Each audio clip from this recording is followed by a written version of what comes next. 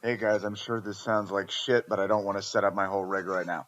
I got fucking married. I'm on my honeymoon, so you guys are gonna get some Game of Thrones episodes that we recorded a while ago. So wish me and my new wife Perry luck, and listen to us talk about Game of Thrones. Keep checking the shit out. We'll be back in a few weeks. Later. Hey, you're listening to Jesse and Perry in the mornings on K106, the Game of Thrones network. Are you recording? Yeah, I didn't tell her I was going to do that. Oh, God. It came to me in a dream. A Oh, muse. is this the dream when you were leaving me to die during Trump's Hunger Games? Was it that dream? Was your dream, not mine. I no longer go into other people's dreams without their consent. Apparently you do. Yeah.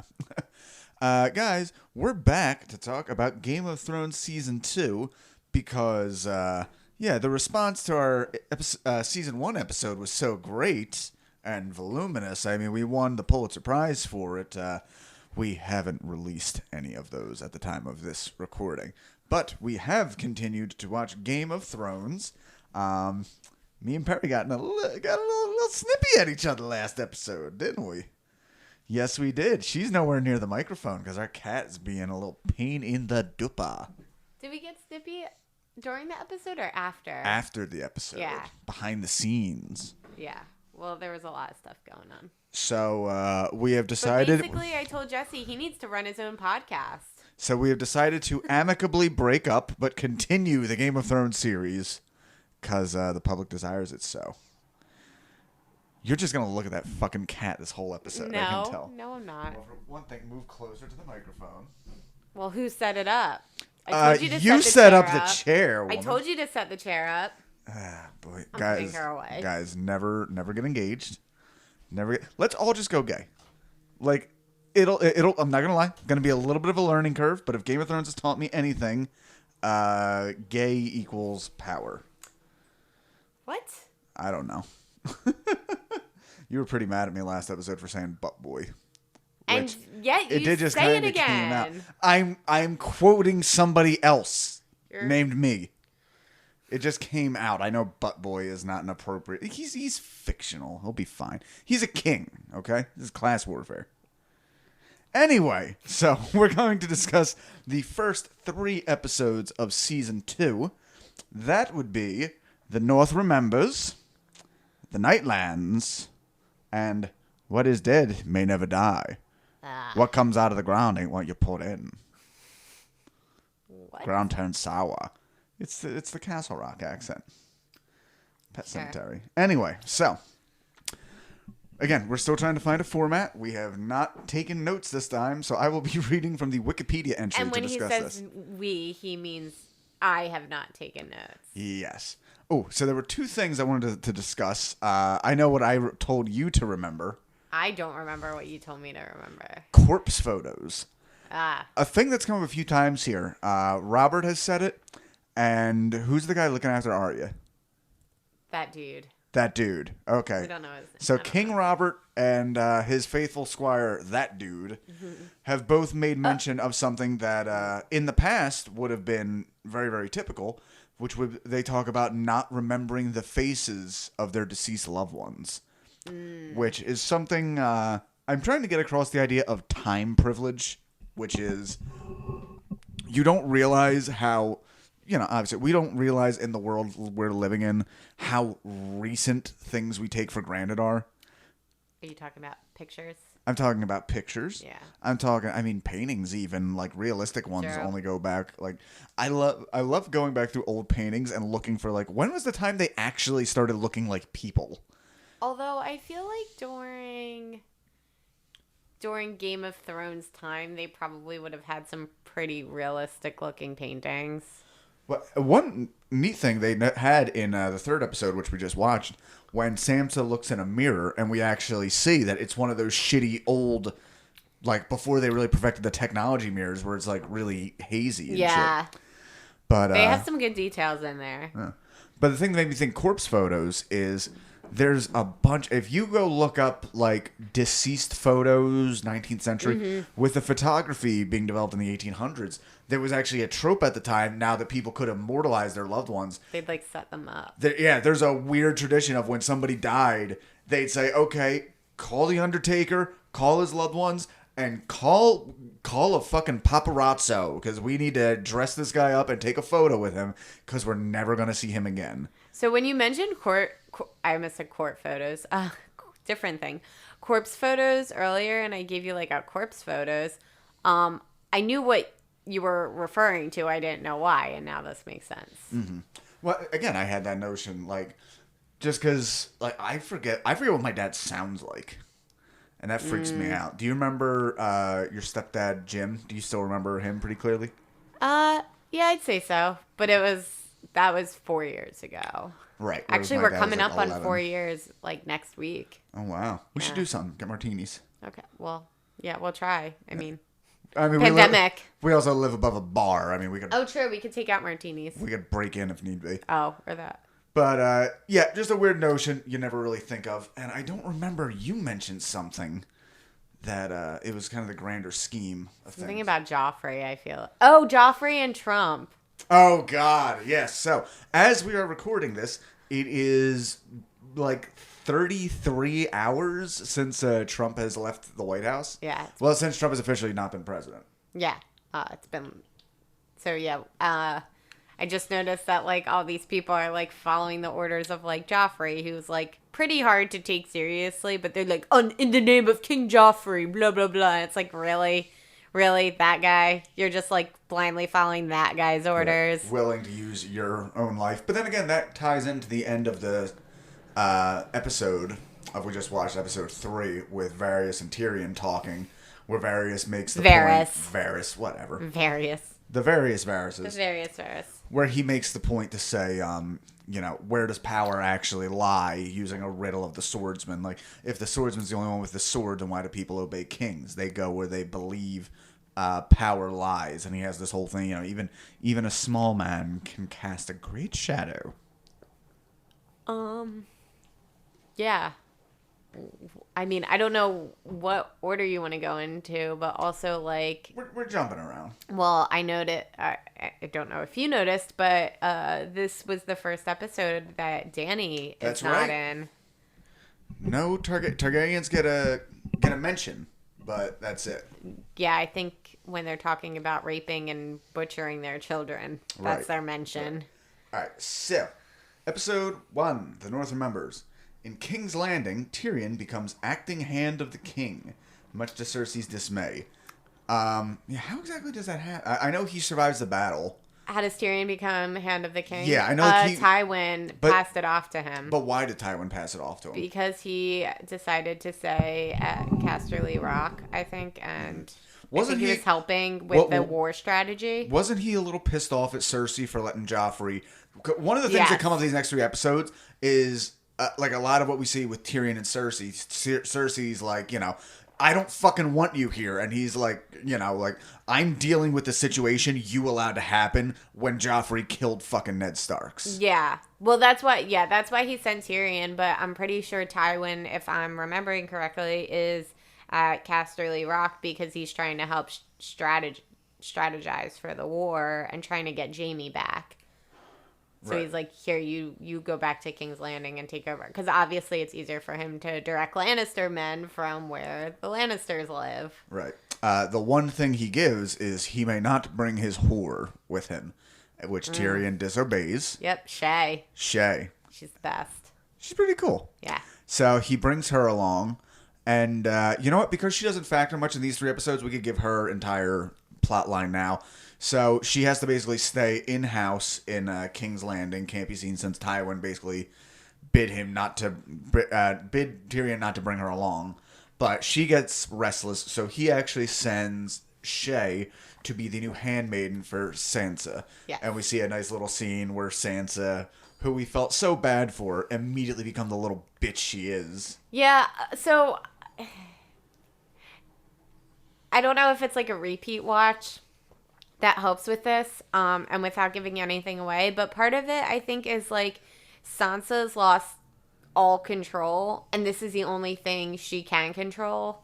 I mean, think about it, because that came directly after a scene where Cersei is is yelling, pretty much like telling her like, "Oh, you need to answer the princess who's asking," and then and they're just talking, very blasé. Like, do you think Joffrey's gonna kill her brother? Like, maybe, we'll see. Well, and she's like, "Would you like that?" Remember? And he said no. Yeah, that's Tommen. We'll see him more later. Yeah, you and I did talk watching that. How, at least to me, that feels like the least realistic thing about the show is just like these royal families. The siblings were never close because it was always like, this is the motherfucker who might kill me. Yeah, but it's different between, like... The Starks weren't royalty, so... That too, but it's different between sister and brother. Yeah, true, because the brother never has to worry about the sister. Right, taking... and just because, like... And don't forget, they've already killed her father. So even if she wasn't close with Rob, like, it's still... So, yeah, I know I agreed with you initially, but I kind of think it makes sense. But yeah, you got to give Sansa a little credit because she has literally no control and is stuck in this place surrounded by people who killed her father, killed her father's bannerman, and are threatening to kill her brother. I mean, like, it makes sense that she's acting out in the one place she can. We meet the people of Dragonstone. Yes, Stannis and his men. And Stannis is the older brother of I Robert. believe he's actually the middle brother. Well, he's the older of the surviving He's brothers. the older of the surviving brothers, but I believe he's Robert's younger brother, which is weird because he looks older than Robert. Right. All right, so Stannis rules Dragonstone, and who's the other brother, and where does he rule? Renly, I don't think rules anything. But he has a crown. Because he thinks he's king. Okay, so you and I went through this. What are the sigils of everybody we've met right now? Who are the main players? We have the Starks, obviously, who are the direwolves. Yeah. We have the Lannisters, who are the lions. Yes. We have... Targaryens. Who Are are dragons. The Greyjoys are octopuses or squid. Right, those are the Iron Island people. We have the Rose. we just met the Tyrells, who are the Roses. Okay. They rule Highgarden. Who else do we have? I don't know. I think those are the main people, I believe. Okay. We have the And then we have the Baratheons are the stags. Right. Okay. We also have the Wallaboos, who are the ducks.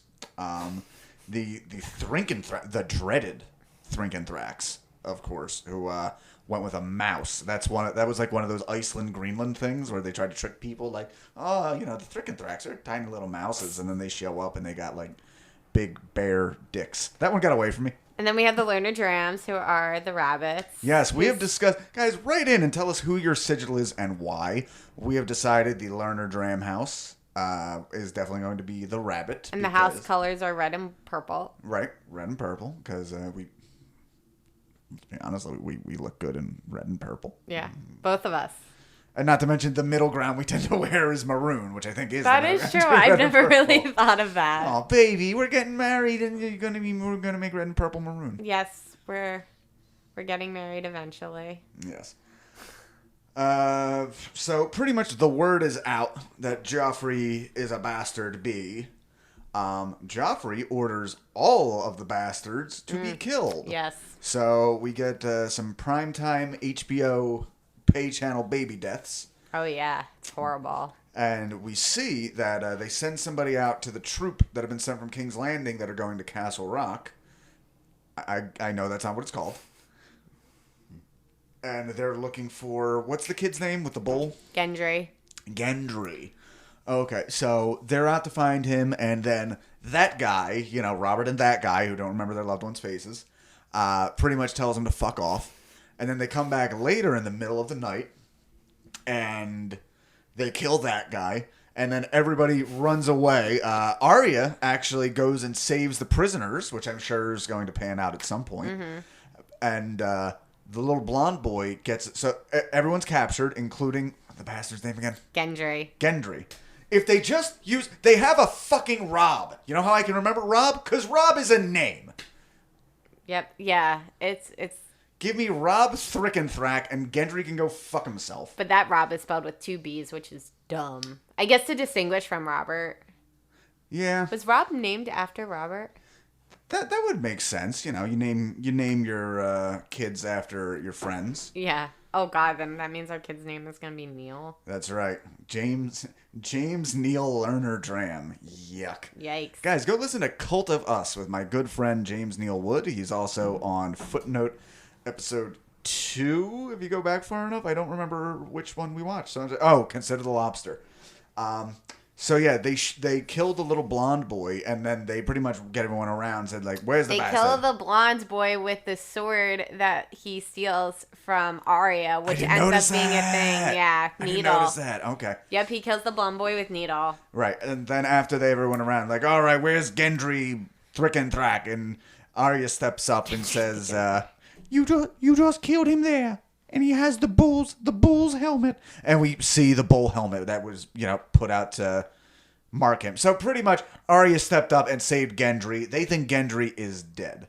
Right. This is actually going pretty decently because I'm just on the first episode, but you kind of get the whole storyline from that. I can't remember, like, what they call the bastards in King's Landing. Because, like, in the north you have the snow. Right. In Dorne and, like, the islands, you have sand. There's sand, I believe. So, I don't know that. Gotcha. Did you hear Rory? Yeah. Rory the bunny is playing with her toy. With a cat toy. Yeah.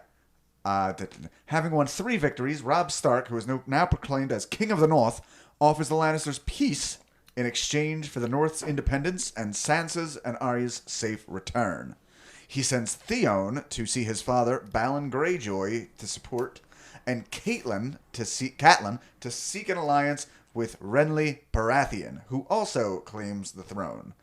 Beyond the Wall, the Night's Watch shelters with Craster and his daughters/wives. That a slash, it does not mean in addition to. That slash means also and gross. Yeah. Yeah, Craster keeps it in-house. He's gross. We could probably knock out that entire storyline. Yeah. So, yeah, they need the help of Craster. He lives beyond the wall, right? Yes, he's a wildling, but he has an alliance with the Night Rangers. Mm-hmm. The Night Watch Rangers. So basically The Christian time has come. Motoring. Okay. You're my sister, gonna bear my son. Just be done. Okay. See, that's the thing. You take things too far. Sometimes it just takes longer to sing a song. Right? You just sing one line. Didn't you just say this is my podcast? I need to direct it. I want to sing Night Ranger, okay? Sing Night Ranger the entire time. Motorin. Okay. What's your price for flight? Okay. That is a fun song. Anyway, what were we talking about? We're talking about Craster. Yeah, so basically he is kind of like the last place that they can go and like get shelter, get fed, before they move out further.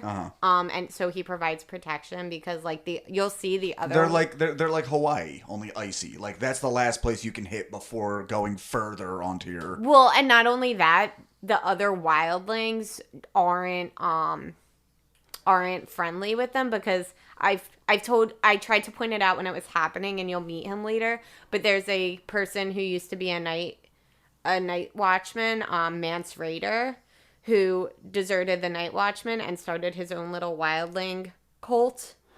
So like he's an enemy of the Night Watch. So like they start like the further they go, like yes, it's more desolate, but they're also dealing with more enemies. Right. Okay.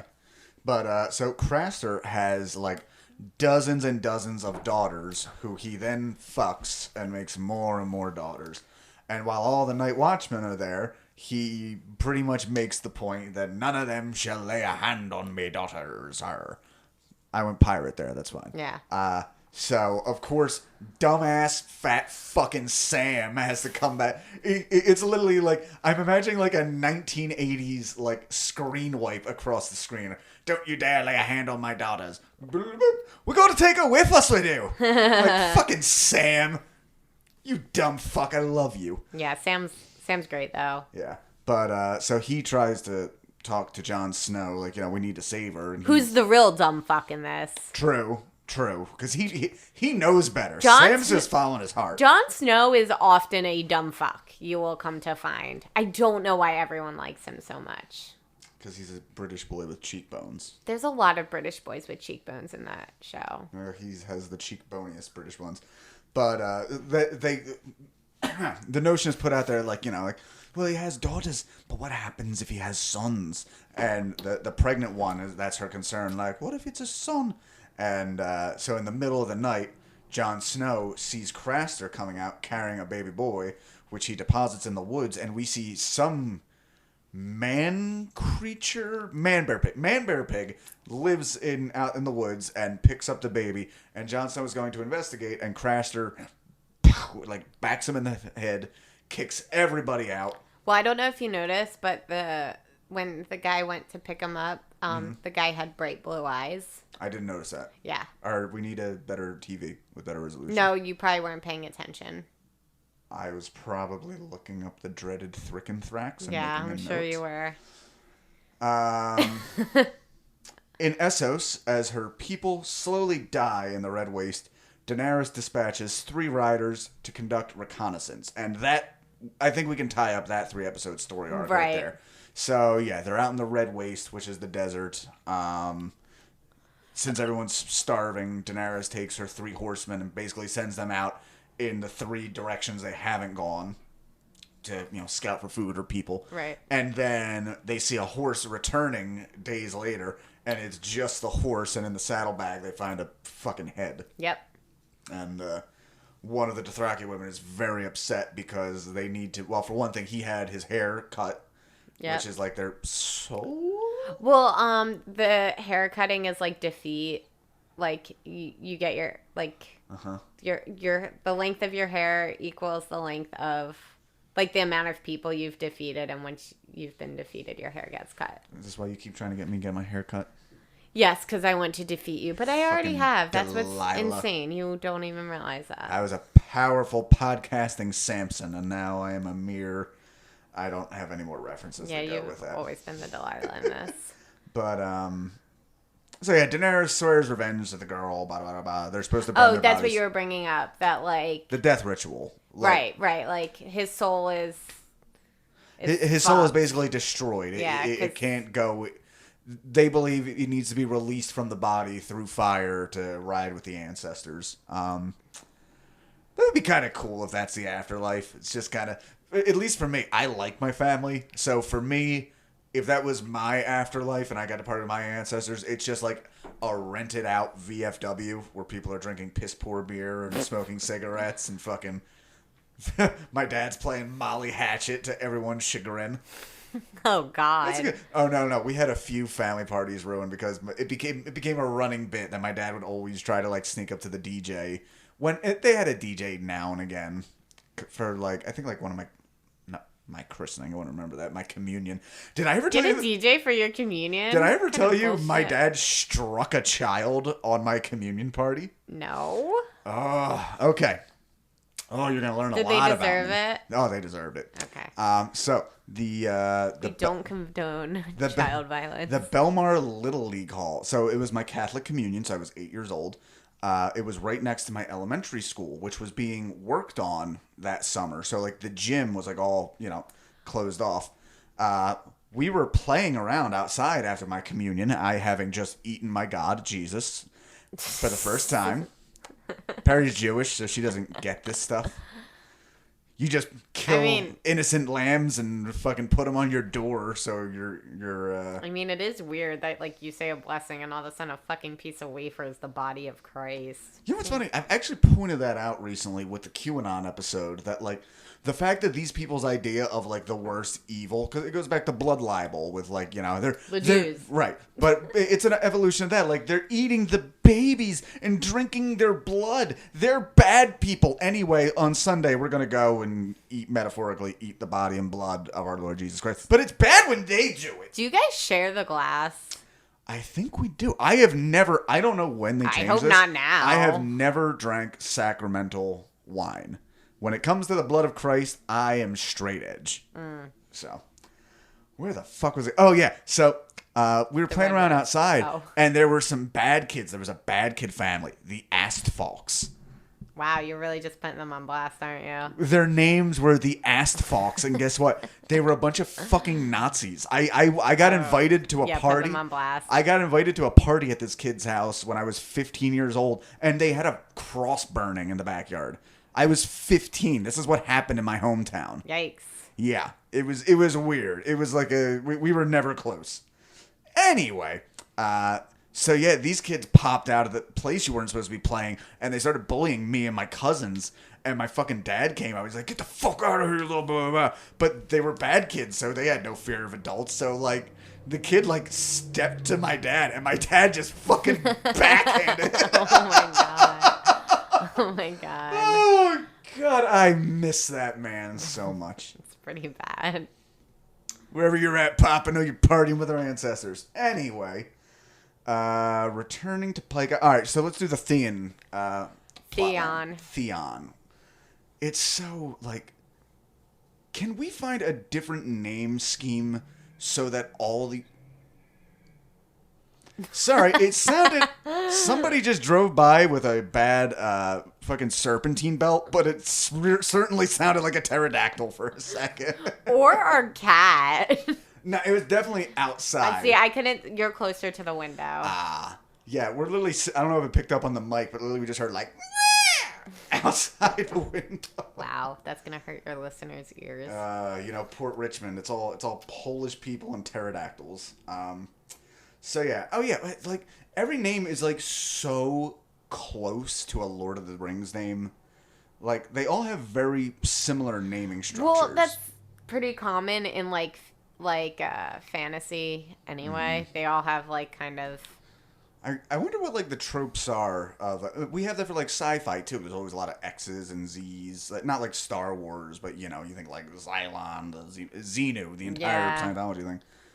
I wonder what the tropes are in different languages for that. I don't know. Maybe because things like Robert's Rebellion sounds absolutely ridiculous and impossible to take seriously. Mm-hmm. Robert's Rebellion, really? I mean, I prefer Isaac's Insurrection, if you ask me. oh God. But, so Too anyway, close to home right now. so the entire thing was Theon. So as we determined, he was taken by the Starks forever ago. Like Ivan the Terrible, where they basically took on their people, killed a bunch of and in their surrender, they had to give up their son, who the Starks were very nice to, but, killed his siblings. Yeah. He returns to try and seek alliance with his father, who is Greybeard? Balon Greyjoy. Balon Greyjoy. Again, you see how fucking close this is to everything else. Okay. Belrog Greybeard. And, so he gets off the boat with a very toothy whore. I don't know why that stood out to me. The fact they made a whole thing of like, when you smile, don't show your teeth. Oh, yeah. Wait, is that the same one who ends up in King's Landing? I don't think... Wait, where did she end up in King's Landing?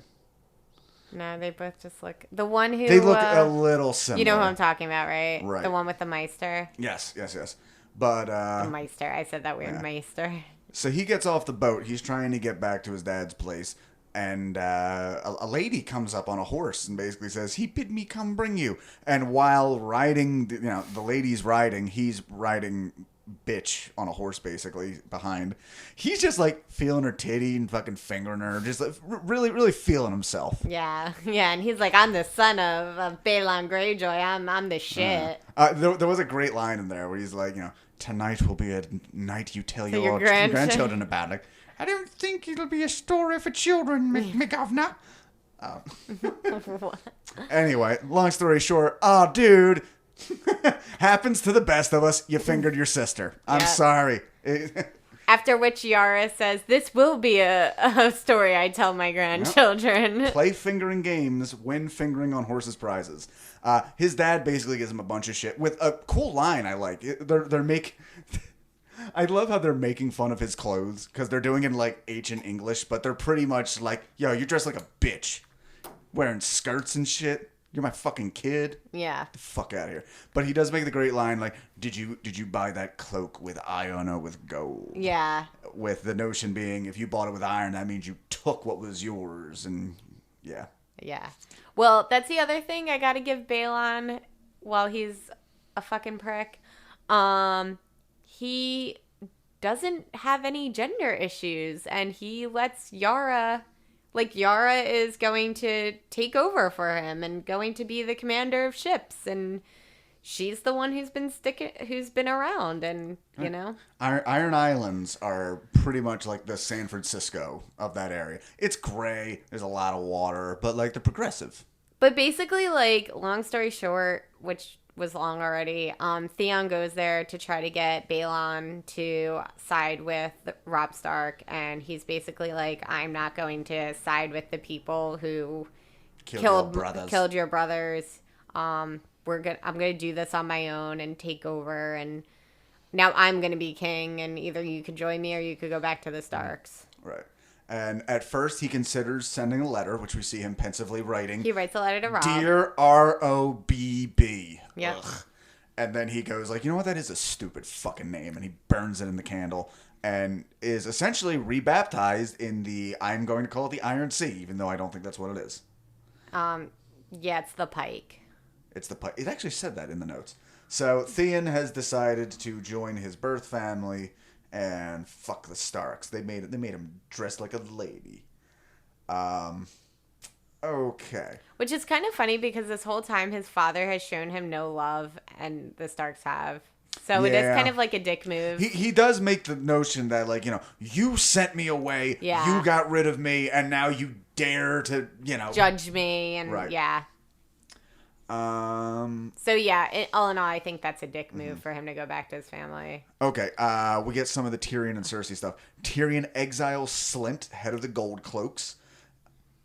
Oh, that dude. Right, yeah. That other... Tyrion is very much taking care of, like, he just flat out tells business. him. That's right. And I told you after watching this, like, Tyrion is he's the first one for me. It's like, all right, Tyrion's my fucking boy. I like Tyrion. Yeah, no, Tyrion's great. And he just flat out tells the guy, like, yeah, you've betrayed several of the king's hands, and I don't intend to be next. Bye-bye. Right. You know what? Yeah, let's follow that line. The king's, yeah, because I was going to say we're... Well, with Tyrion... Finding out who's spying for Cersei. Tyrion has a great idea to find out who he can't trust in the inner circle. So he tells 3 different men, Varys, Littlefinger, and... The Maester. I forget the Maester. It's not Maester Aemon. That guy looks like a weird bearded version. Maester Pycelle. Maester Pycelle. Maester Pycelle looks a bit like a bearded version of wrestling fans would remember Bobby the Brain Heenan, great announcer, and it's thrown me off every fucking time. Anyway, basically Tyrion proposes to these 3 men, we're going to sell off, what's the girl's name? I could do this. Do it. So he tells Pycelle that he's going to sell Marcella to the Martells in Dorne, who I think their sigil is a viper, if I remember correctly. He tells Varys that he's marrying her off to... Shit, now I forget. Varys. We don't need the specifics. Right. He tells 3 different people that he wants to marry the girl to 3 different, other families. Right. And Cersei finds out and gives him a bunch of shit, revealing to him which one ratted him out. Well, and one is important because he tells Littlefinger. He tells Littlefinger that he's gonna marry Marcel to Robb and Aaron. Because he knows she has the connection with Liza. He has the connection with Liza, and that ends up being important because Littlefinger gets real mad about that. Right, and Liza is the breastfeeding lady. Yes. Okay. This is the sound that I make when I'm reading. Oh, so yeah, Cersei's not happy about any of this. She says, like, you're gonna... my daughter will not be sold the way I was to Robert Baratheon. Baratheon. And she says, like, you're not going to sell my daughter to someone in Dorne, which gives away who's been spying. Right.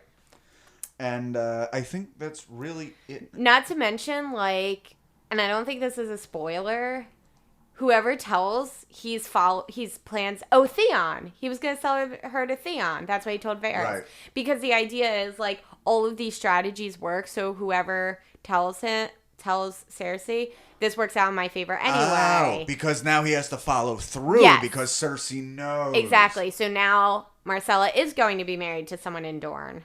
Gotcha. Yep. Okay. Which we haven't been to Dorne yet. All right. Just to wrap up real quick, the fucking thing with Castor or whoever, Craster, he kicks all the Night Watchmen out, but not before Sam gives a sewing thing to the pregnant lady. Gilly. And pretty, I'll be back for you. Wait, I'll be back for you. Okay, you will, you whiz. I think we can all agree my accents are getting better. Yeah. Anyway. They're fantastic.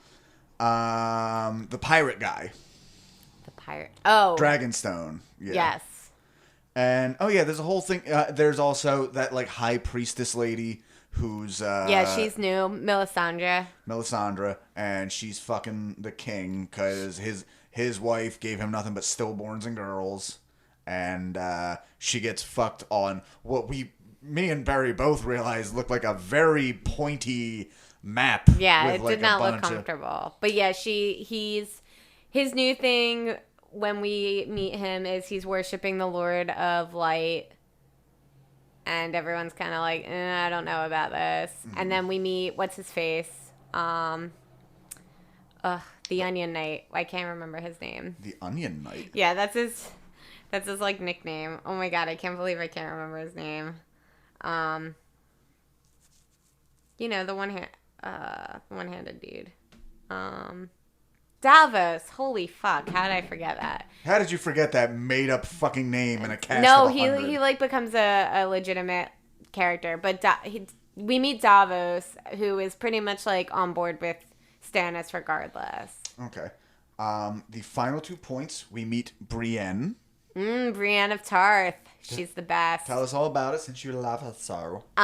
So Brienne is this badass knight who beats Loras, who is Renly's lover, and also Renly's brother-in-law. Yeah, Renly. No, well, yes, but more specifically because he's married to his sister. That makes him his brother-in-law. No, I know, but you could be a brother-in-law in a different way. Loras could have been married. Oh, okay. So he marries her, Marjorie. Brienne and Loras are fighting. Brienne beats Loras. Renly says, I will give you whatever you want, and she asks to be a knight of the Kingsguard, to which Loras is not happy. He obviously feels jealous and betrayed, and also is not thrilled since he's married to his sister. Right. So Brienne becomes Renly's one of Renly's 7 guards people things. Yeah. And then the final segment that we left out is Renly. We get to see some hot bruised gay action, and Prince of Roses bounces and sends in his sister, who immediately disrobes, and Renly can't get it up.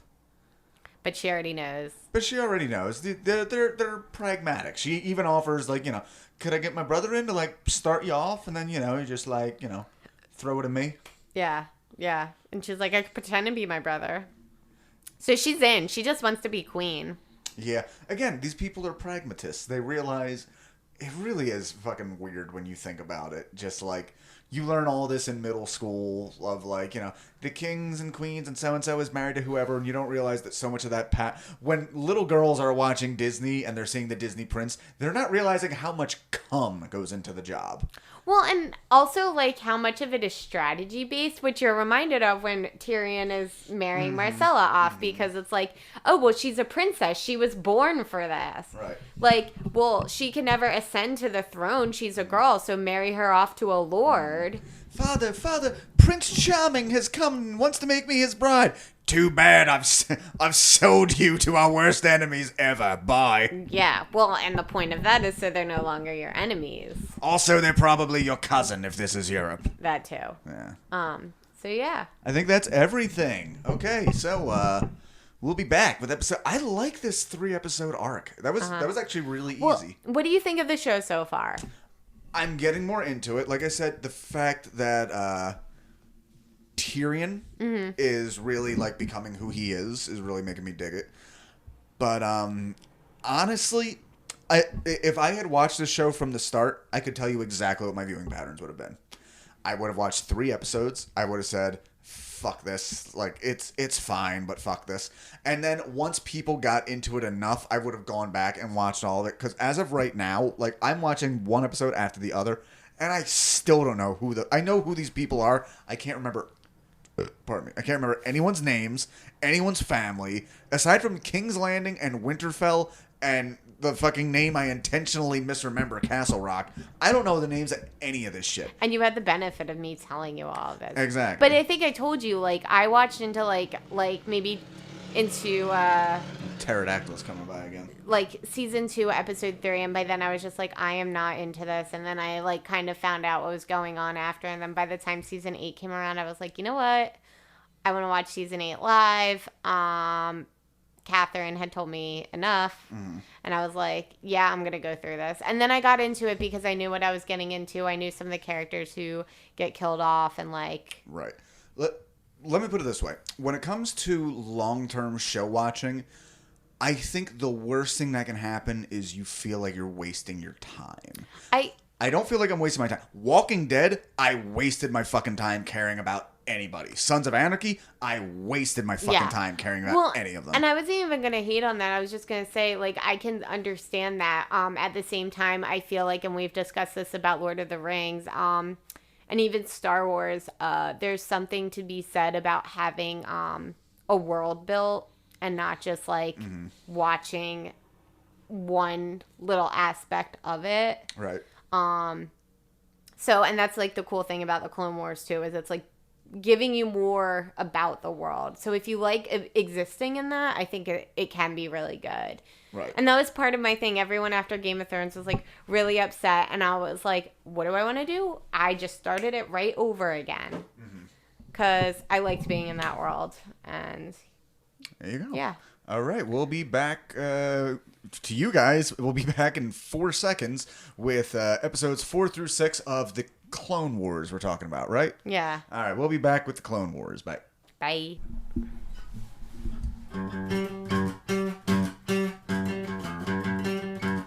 Game of Thrones. Oh, God. Shh. Game of Thrones.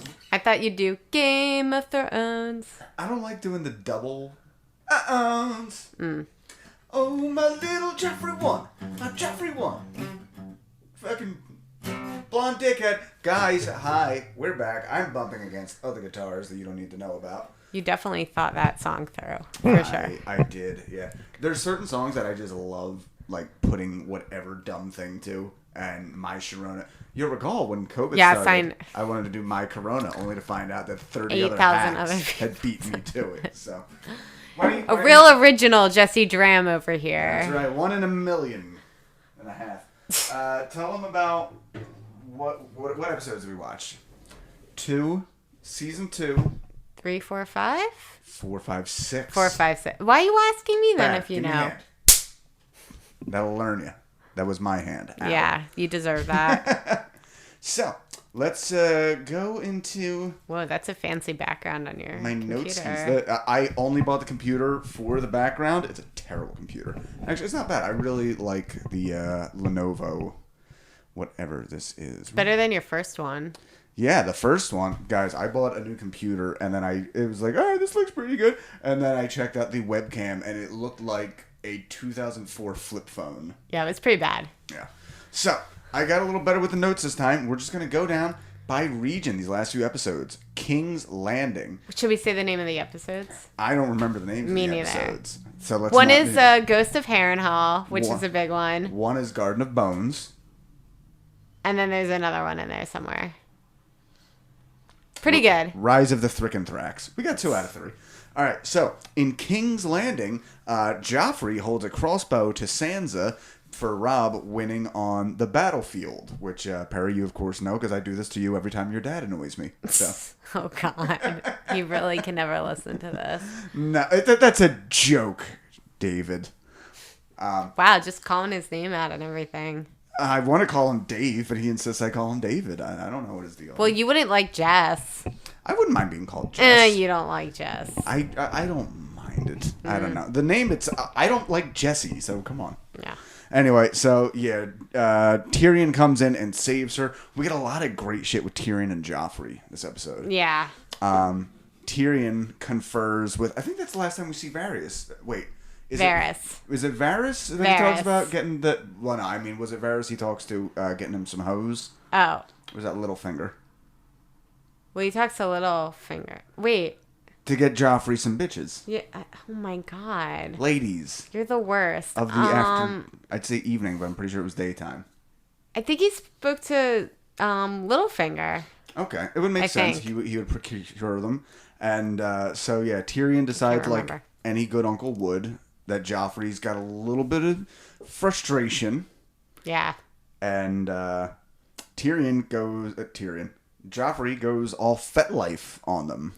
Yeah, he gets a lot wackadoo. It's pretty scary, actually. Because it changes from, like, him being a little bitch to, like, oh my God, he's a sadist. Yeah, it's very scary. You think you're going in for a light spanking, and then you're getting a fucking door knocker up the wazoo.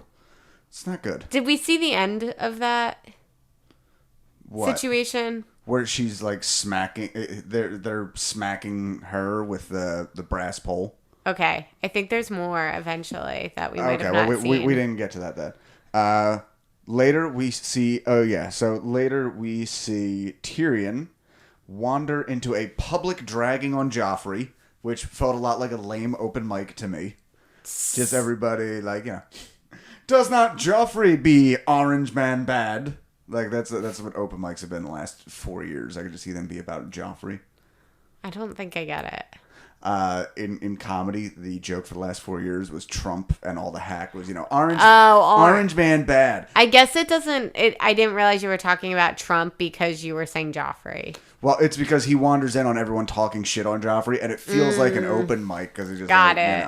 We're hungry, and he, beats women, and it doesn't get any applause, but oh well. Later, a commoner throws dirt at Joffrey, and a riot breaks out. My favorite. Is it dirt or is it poop? It might be cow poop.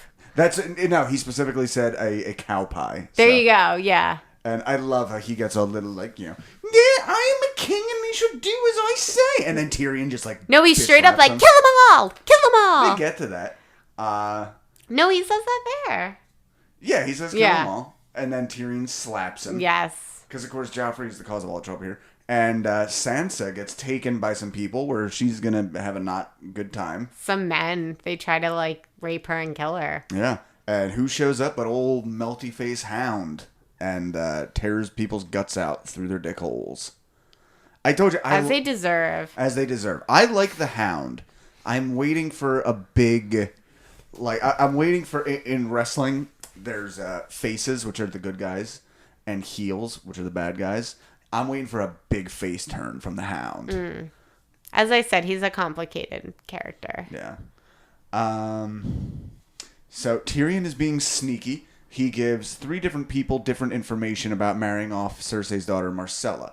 The 3 people being Littlefinger and... I think we already went over this, didn't we? No, we didn't. Oh, I felt like we did because we were trying to think of the 3 places that she went. We were trying to figure that out while we were watching the show.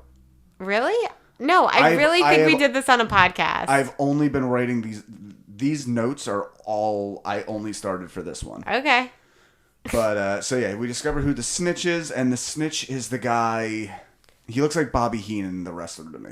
Meister Pycelle. Meister Pycelle, the guy who's faking being old and decrepit. So Marcella's going off to Dorne because Pycelle told Cersei. That's how you could tell. Yeah. And Tyrion also gets Lancel under his finger because he's been fucking his cousin Cersei, and we find out the pyromancer is making a shit ton of something called wildfire. Yeah. Is that going to be a big thing? It's going to be a big thing. A couple of times. Okay.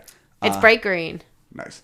Sansa learns about class struggle as Shay tends to her wounds. Yeah. I found that funny that, they don't even know me, but they don't like me. Your horses eat better than their children do, my dear. Shay telling her like it is. She's gonna go off and be like a college lesbian and be like a big activist. Is that Sansa's? Yeah, that's about what Sansa's happens. Season 3. Sansa gets into Evergreen and just becomes very annoying at family holiday. Oh God! Didn't you just say the other day you almost went to Evergreen? Well, I applied and I got in. You just didn't go. I didn't go. That's right. Because I got into my top choice. You're better than him. Nice. Marcella is sent away to Dorne, and Cersei threatens Tyrion that she will kill any woman he loves. Shay is not making it out of this season. That is my prediction. Oh, interesting. Yeah. Shay is not living long, no matter what. I Yeah. don't know. So, from there, we go to Karth. Karth, they say the doors Oh, to and just going back to that, like, that specific line she says of, like, I can't wait till you fall in love, but so I can, like, you can watch me, like, kill the person you love. Like, she says that multiple times. Yeah. Yeah, like, it comes up. Like, that becomes a theme. Cersei, like a pretty broken sure. record. I get it. You'll kill whoever I love. Yeah. So outside of the doors of Karth, it is referred to as a Garden of Bones. Hence the name. Which I believe was a gardening-themed gay club in Center City for a good time. And I said that'd be our wedding. Garden of Bones? Yeah. I like that. You guys know I have an adorable bunny rabbit. His caricature is the icon for the mascot for this podcast. I said I want to get a tattoo of him on my calf standing atop a pile of bones because he's a little too cute. You're a dork. Because I'm a dork, but also I want a tattoo of my bunny, and it looks like if it were just a cartoon drawing of him, it would look like a Lisa Frank sticker. Oh, God, you're going to have tattoos of bunnies, and I'm going to have tattoos of cats. Perfect. Jesus. That's right. That's our house sigil. No tattoos of Jesus. We agreed on that. I also had the dumb note of Garden of Bones. Like, yeah, I'm going to grow a femur, and the orbitals are blooming early this year. That was dumb. Oh, God, that was dumb. And yet you still read it. Of course. Karth is bawling. Like, as opposed to the other cities we've seen have been very medieval and kind of shitty, and Karth looks like Greece. What's the richest city? Well...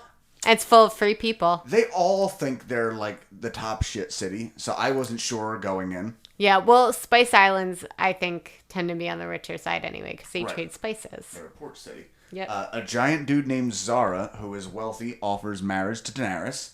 The one black dude in the show. The one black dude so far. I am mourning him already. Yeah.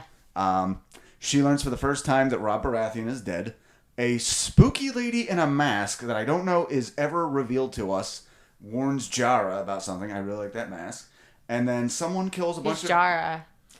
Jorah? Oh, Jorah. Whatever. I don't know. No, I got confused because I thought you have a crush I thought you were talking about someone else. That's why I got confused. And someone kills a bunch of Dothraki and steals the dragons.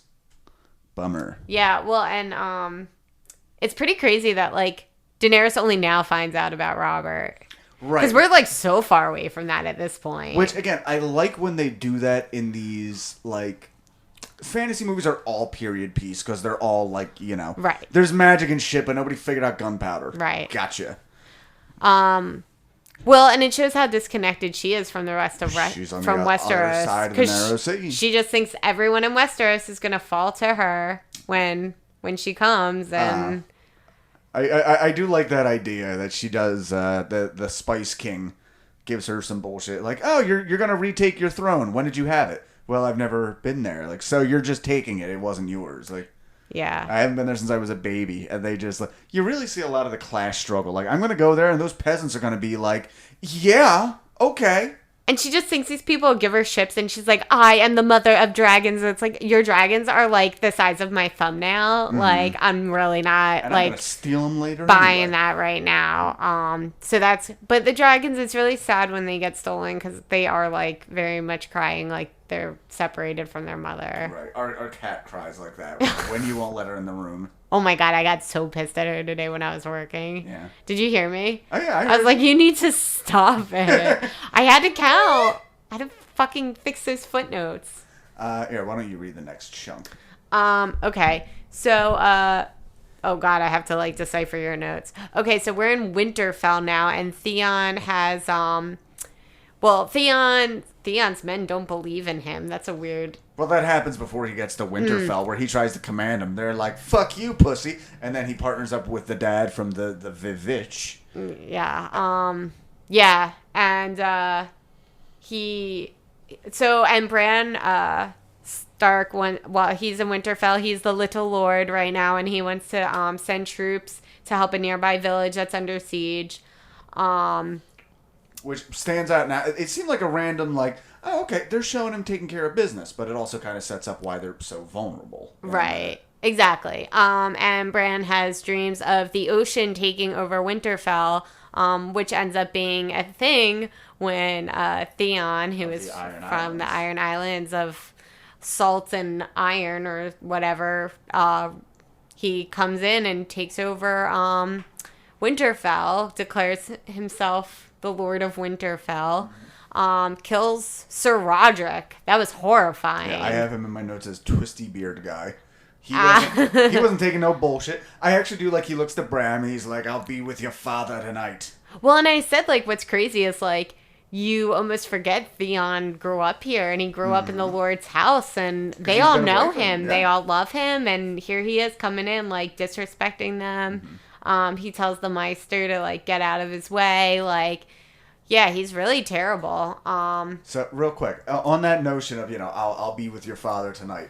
So, you die, and the literal Christian heaven is true. Like, harps, angels, clouds, the whole bit. After you get judged and you get in and they move the velvet rope and you go into heaven, what's the first 3 things you do? Who's the first 3 people you see? Jeez, I've never really thought about. Do you have 3 in your head? I'm gonna go. Like, I could just say whoever I want, or like people in my life. Do a mix. It has to be at least one family member. It has to be at least one famous person. Okay. Famous person, Bowie. Bowie's a big one. Theodore Roosevelt for me. In fact, I'd want to introduce Bowie and Roosevelt. I hope they've met already up there. My stepdad, who died coming up this Saturday 4 years ago. Yeah. My dad, obviously. Okay, and then who's the third? A pet? Oh, pet. I'd say Tobin. Yeah, Tobin the cat that you have Tobin, my cat. Yeah. Well, neither of my bunnies, because they're not dead yet, and they'll live. But Abby died. Abby died. Abby will be hiding from me. Yeah. Her heaven is away from everyone else. Yeah, this. We were very sad when this rabbit died, and then after a week, Perri looks at me. He's like, "It's sad she died. I don't think she really liked it here." Yeah, she wasn't a fan of being. You mean this house? Like, no, life. Yeah, she wasn't a fan of living at all. Lucy. I would cry my eyes out if I saw my childhood dog. Yeah. Yeah. Anyway. So Osha is trying to save herself, it seems, and seduces Theon. Oh, wait, she's not actually trying to save herself. She's trying to save Little Lord Bran and Rickon. So she seduces Theon. He falls asleep. She goes and kills a guard after pretending to seduce him. And then her... Rickon, Bran, and Hodor all leave Winterfell under the darkness of night. Nice.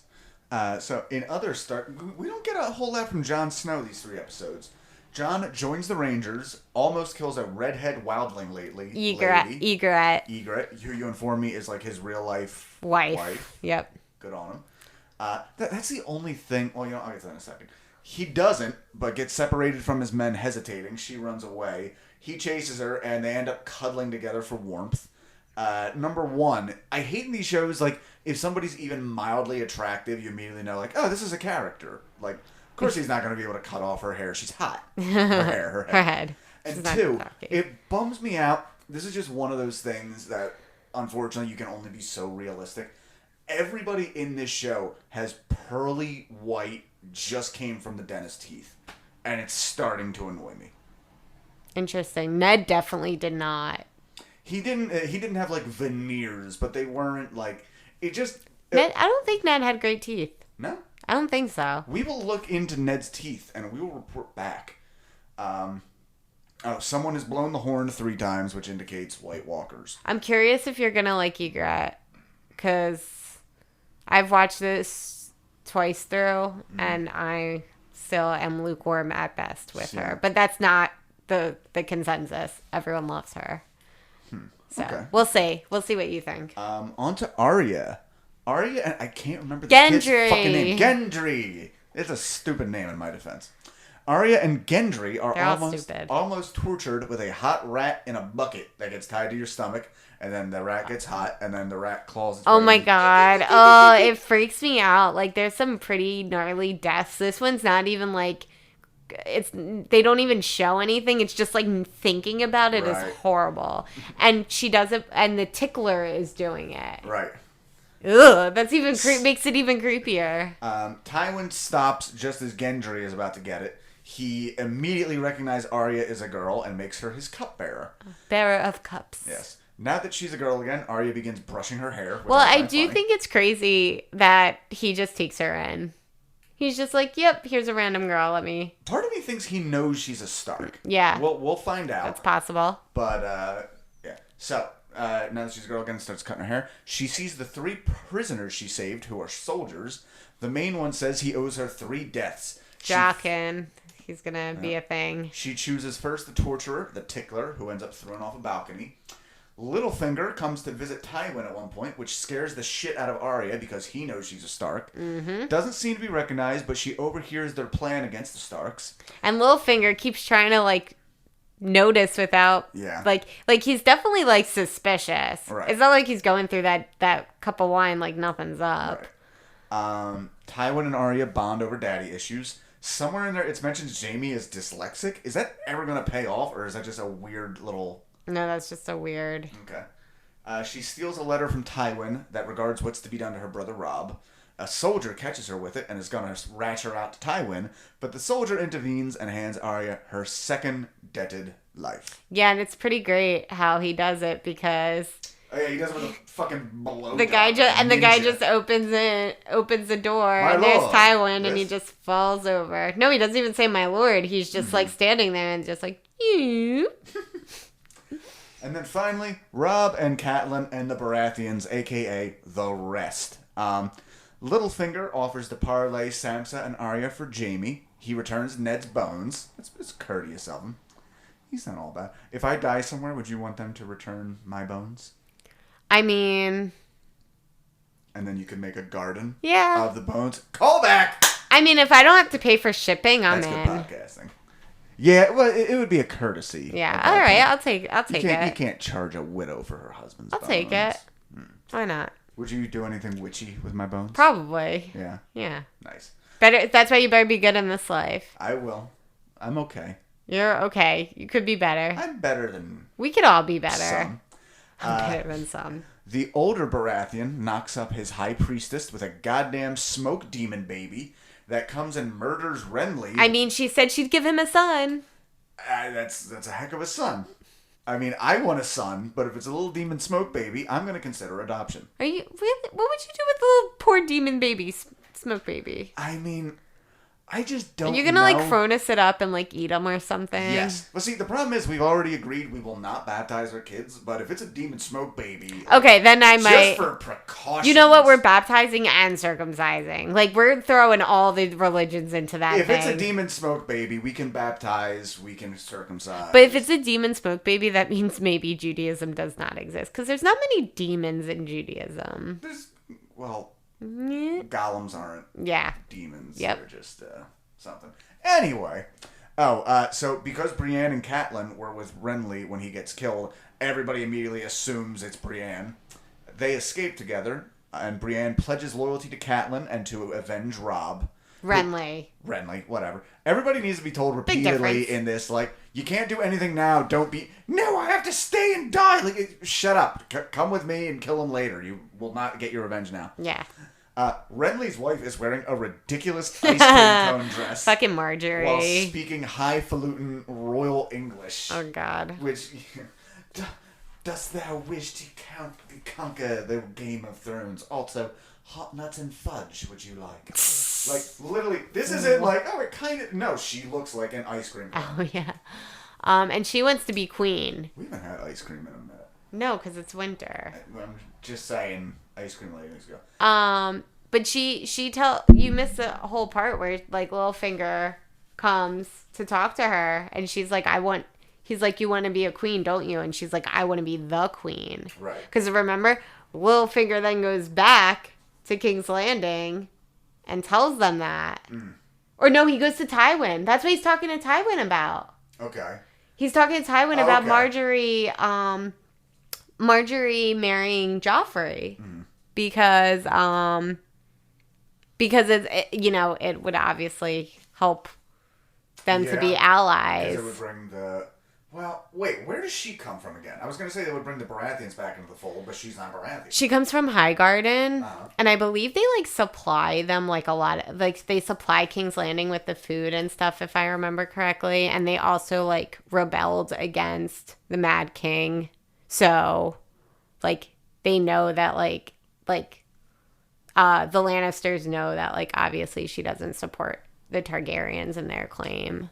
So yeah, there's like a couple reasons, but we'll meet more of the not the Martells. Oh God, can't remember the Tyrells. We'll meet more of the Tyrells. Yeah. I hate all these fucking names. Yeah.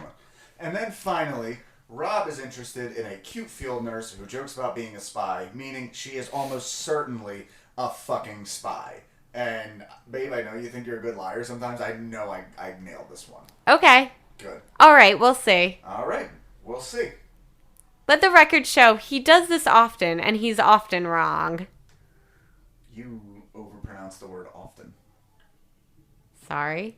You should be. Often. Often. I can't say shit, I always say often. Yeah. I read the dictionary. I'm sorry I see a letter and say it. I read the dictionary as a child. I'm a lonely boy. I say February. Oh, God. That's bad. That's not even correct. That's how it's spelled. I know that's how it's spelled, but often is how you say it. But February is not how you say it. There's no such thing as a silent R. Is there? Probably. Yeah, in February. Anyway, well, we'll return back tomorrow. Right now it's Tuesday. Tomorrow will be Wednesday, and we'll do that. Okay, bye. See ya. And we're back for episodes 7, 8, and 9. With me, as always, is my fiance. She is engaged to me. Engaged to be married? I don't know what's going on. Yeah, not that much longer after that. Yeah. Perri Lerner, what's up? Hey, what's up, Jesse Draham? Episodes 7, 8, and 9. I'm getting bored of the show. I wonder if it's going to pick back up for you or not. I told you we have to get to a certain threshold, and after that, if is it not close enough? No. That's just keep talking. Don't acknowledge anything I'm doing. If I'm moving a microphone closer. Pay no attention to that man behind the camera. Yeah. No, I told you we have to get to a certain episode, which is quite a bit away. But if you're not hooked by then, like, I don't know. I mean, we should keep going for the sake of the podcast, but I don't know if I'm going to get you hooked. You said when you first watched the show, you actually dipped out after season 2 for a bit, right? I dipped out in the middle of season 2. And then I came, like I said, I came back to it to like catch up to season 8, and took me a couple times to get into it. Yeah. It did. But then I don't know, something clicked all of a sudden. I think after rewatching it, because you like, that's the type of show where you get to a certain point where if you stop watching it, you have to start over again. You can't like remember where you were. I'm watching them one after the other, and I remember almost nothing. It's so fucking annoying. Yeah, so I think after like a couple of rewatches, I didn't need to like learn who the characters were again and where their story was, and that's kind of when I was able to get past my hump. Right. See, I'm worried this is going to take the route of another HBO show, which would be The Wire. Now, The Wire was awesome. The problem is, every season, they added like 25 new fucking characters. Now, sometimes it worked, sometimes it didn't. The last season, though, knowing it was the last season going in, like, was a little goddamn unnecessary. Irony, I couldn't get into The Wire either. Well, that's a... But you don't... We might do The Wire episodes just after Game of Thrones. Just like keep on our I'm HBO down. Max hit. I told you I want to do 6 Feet Under too. That's right.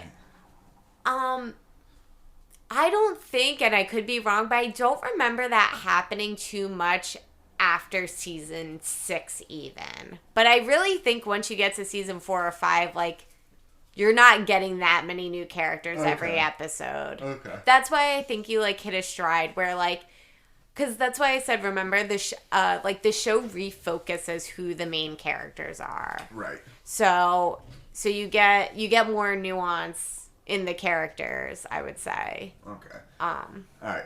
Let's go down our notes from episodes 7, 8, and 9. This is going to be a mix-up here and there. My first note, Theon got ghosted, wakes up to an empty bed. Oh, yeah, you can have water. Sorry, now I'm the one acknowledging things happening off mic. So, yeah, Theon wakes up. He is all pissed off that Osha and Hodor and the 2 boys have gotten away. And he makes a whole little bitch fit over it. Ugh, he's the worst. Yeah, fuck Theon. They're all the worst. There's so many the worst here. Mm-hmm. And let me see. I should have put my notes in order, but I did not. They track them down through walnut trails, though they can't actually find the boys like they would like to. Where the boys are. I'm not killing time. What? Long story short, Theon ends up killing the 2 orphan boys that we have seen. Fuck. What's the kid's name? The got pushed out the window and started all this shit. Bran. Bran. Short for Brandon. Short for Raisin.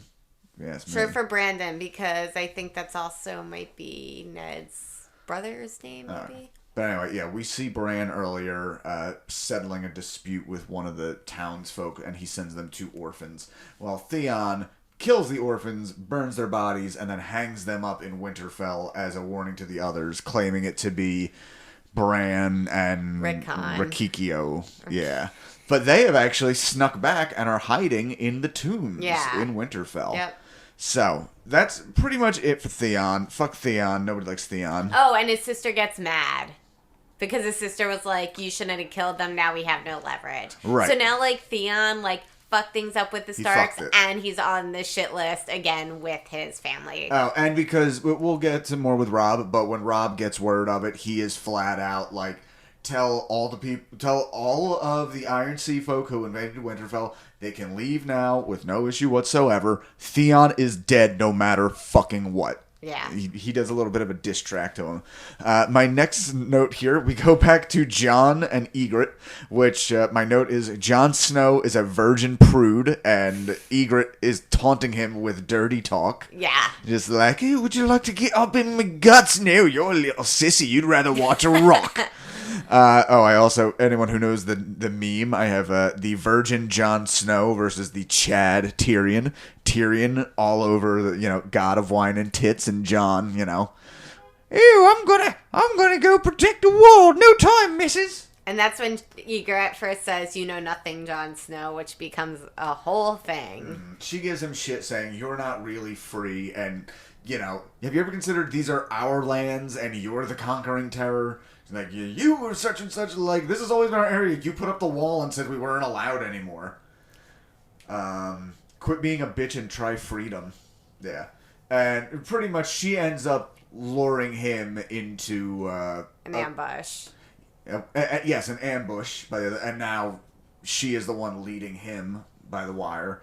And who is the other guy? They got pretty much all the people are, like, missing or dead who were after him, right? Right. Yeah, because they found them. Yeah. How does that little storyline end in that episode? I don't remember now. I think it just ends with him being captured, no? And the guy, guy was going to tell him there was another crow that they caught. Right. But I think they're just prisoners right now, aren't they? I'm pretty sure. Okay. That might be it. I think. Yes, I think that's it for those. Back at Karth. So, oh god, so fucking Karth. Oh, that was not in the last episode at all. Oh yeah, no, the last episode we just watched was nothing but the Siege of King's Landing. So back at Karth, if you recall, Daenerys' dragons were taken. We find out who took the dragons. It's Zara, fucking dickhead. Zara and that creepy dude. Yeah, Zara and the creepy dude who looks like... He looks like an alien. He funny you say that. I was going to say he looks like Snoke from the terrible there you go. new Star Wars trilogy. Yeah, talk about other failures of pop culture. But, yeah, so they kill the rest of the Council of 13, and Jorah comes out of nowhere and kills the creepy guy, but there's like 5 of him wandering around. So, Yeah. and actually, another Star Wars thing, he just kind of collapses into a pile of clothes like Obi-Wan Kenobi. Yeah. And he was trying to get her to leave and to leave the dragons. Right, but she has to stay because they're my babies and they love me. Yeah, well, and she can't have kids. That's right. Yeah. Her insides are like cinders and shit now. Yeah, I think that's as far as we got on that. We have the return of creepy mask woman who talks to Jorah. Looks uncomfy. It does look uncomfy. It looks fucking cool though. Yeah, it's very unsettling to look at. Mm-hmm. And an interesting moment. Tywin and Arya. Tywin calls her out for saying "my lord." He says, "If you're going to pretend to be a commoner, they say my lord. If you're going to fake it, so." Yeah, so he knows she's highborn. Right. Arya.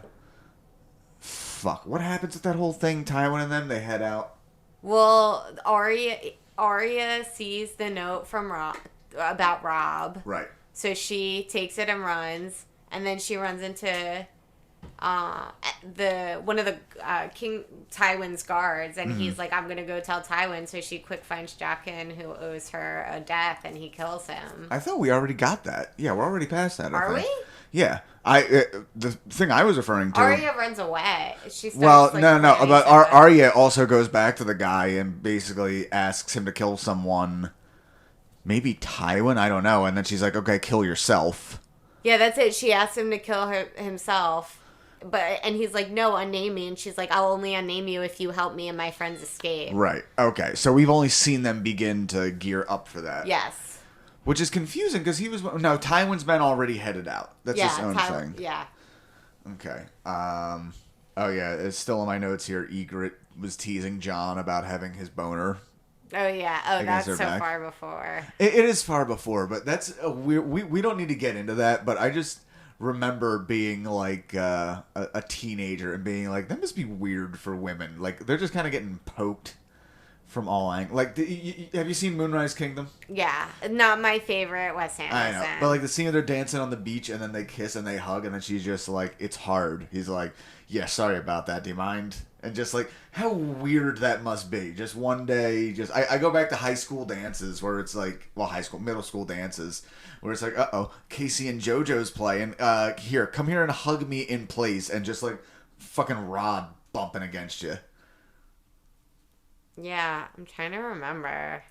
All right, well, let me help you. No, Let me help you. Oh God. Remember, I hope I can remember how to play this, huh? Fuck. No, I don't remember it, but What were you trying to do? I will never find another lover more precious than you. Oh God. More precious than you. And I will, and then, just like boners rubbing. Yeah, bonus rabbit. Weird times. Anyway, this is a Game of Thrones episode. Fuck. I can skip. Sansa has PTSD from her rape attempt. She has also become a lady.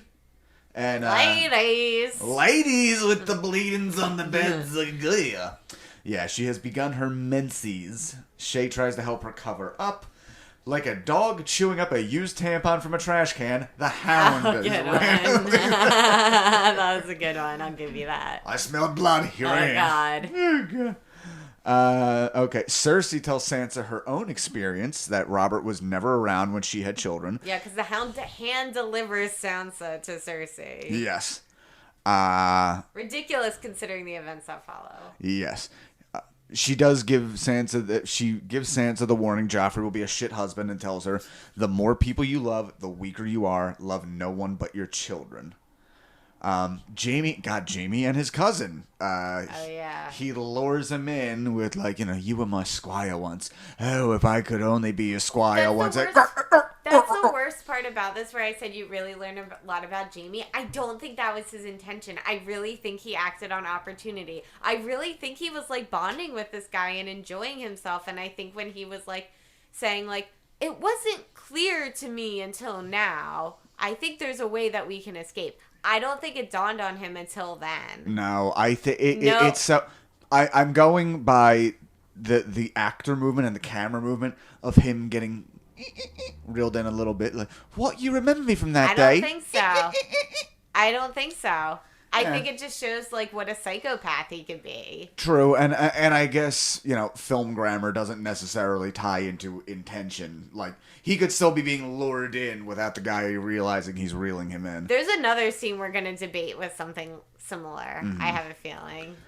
Oh God. Well, so Jamie kills that guy, and then when the guard comes in, he kills the guard, and then He's a card star. a card shark. You know this thing. He's a card shark. He's a card And so yeah, he escapes there. They catch him, and everyone's like, "Let's just kill this fucking idiot."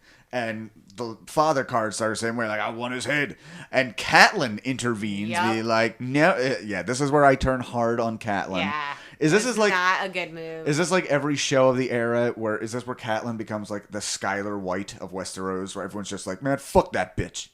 I don't think so. I think it kind of blows over in a couple episodes, Well, if I remember correctly. I mean, it gets worse because what Catelyn does is doesn't even really make sense. He just kind of shit talks her a little bit, and she's like, "Okay, I'll let you go," and sends Brienne out to take care of him. And we see them maneuver a little bit. As a matter of fact, when we get to the end of the battle that we just saw, I actually thought the people on the horses were not Tywin's men and the Marjorie's people, Yeah, Renly's the former Tyrells. people. I honestly thought Jamie had made it back, and they just skipped a bunch of shit. Oh. Which would have made sense. I mean, especially when they come in on Wait, Cersei we're and her getting a son. little ahead of Right. ourselves. So, but yeah, Catelyn cuts him loose, and Rob's just like, "What the fuck? Everybody's about to revolt." So he has his own mother locked up, and she deserves it. Every little bit. I mean, she is, and we discussed something similar about this earlier. She is acting on instinct as a mother. Mm-hmm. It's not like there's something not at stake for her. Like, she makes a good point. No, I have 5 children and only one is free. Yeah. We also get a little scene of Cersei and Tyrion talking about how Joffrey sucks. Cersei believes his wickedness is punishment for their incest. Yeah, best as I can think, that brings us up to the episode we just watched. So that would be all of 7 and 8. This one, we get the whole battle. We have the Battle of the Blackwater. Yes, which is obviously King's Landing and Joffrey and Tyrion, the Lannisters, and Stannis Baratheon, older brother, last surviving Baratheon brother. Yes. BBB. Yes. And we get some lead up to this where Varys pretty much straight up tells Tyrion, like, this guy is in bed with some, like, demon shit. He would be the worst person to take the throne. I think, Tyrion, you're the only man that'll get us through today. Yeah, and we also get some build up about the weapon that they use. Yes, that's right. We had seen something of wildfire. That was actually in the last episode that we recorded. The last recorded episode. And he says he's making it for Cersei, and then Tyrion's like, "Well, you know what? Stop making it for Cersei. Start making it for me." And it turns out to pay off in this episode. That's right. Well, first off, it's very important to note that Joffrey is putting on a thing of like, I will lead you into battle. And as he's about to go out, he shows Sansa his sword, which he has dubbed Heart Eater. Whew. So dumb. Yeah. So dumb. That's very, like, I could see Joffrey really, in a regular world, the character of Joffrey having a big emo phase right now. God. Like, I have named him Heart Eater. What's the worst that I can say? He's emo. He's also a sadist. Yeah, he's a little emo sadist bitch. Yeah. Just like the worst combination. Yep. I think that's like a lot of emo guys. I knew a lot of emo guys. They're like, I'm so sad and full of myself. Also, here, drink this. No, I didn't put anything in it. Like those scumbags. That's true. Sansa says, yeah, he'll live. The worst always do. Which actually comes into, I read Kurt Vonnegut's Bluebeard this week. Oh, right. And there's a whole thing in that about survivor's guilt, because the main character is is the child of survivors of the Armenian genocide. And apparently a quote his father said numerous times was, before praising a survivor, ask what they must have done to survive. Wow. Yeah. Go read Vonnegut, everyone. Yeah. So, there's a weird Tyrion, Joffrey, the Hound, and Lancel who's on first routine. Like, Hound, tell Tyrion. It's like, Oh, yeah. Lancel, tell the Hound to tell. Yeah. It's ridiculous. They're speaking to each other through their people. Mm-hmm. So, yeah. When the ships arrive, they're very puzzled that there's only one ship in the harbor they can see. Stannis' people. Yeah, Stannis' people. They're confused there's only one ship in the harbor. As is Joffrey. Like, Tyrion has not clued in anybody except who's his fucking dude? Bronn. Bronn's cool. I'm liking yeah, Bronn. You're gonna, yeah. Bronn actually has a little bit of a showdown with the Hound. Brown Hound. Hound. Don't want to go down that Bronn Hound. But they're about to like fuck each other up, and then the bells toll. The ship basically goes through the harbor, leaking wildfire into the water. Stannis' men don't notice until they're too far, and they're surrounded in it. Tyrion throws the fucking thing, and then Bronn fires a fiery arrow. Is it clear? I don't write. He flames a firing arrow, and it blows up half the fucking ships there. And I'm pretty sure Davos is dead because I liked that guy. Yeah. Yeah. So we'll see. He was the hand to stand. Hey, I am still waiting for Arya's fucking sword. If they didn't die on camera, they're not necessarily dead.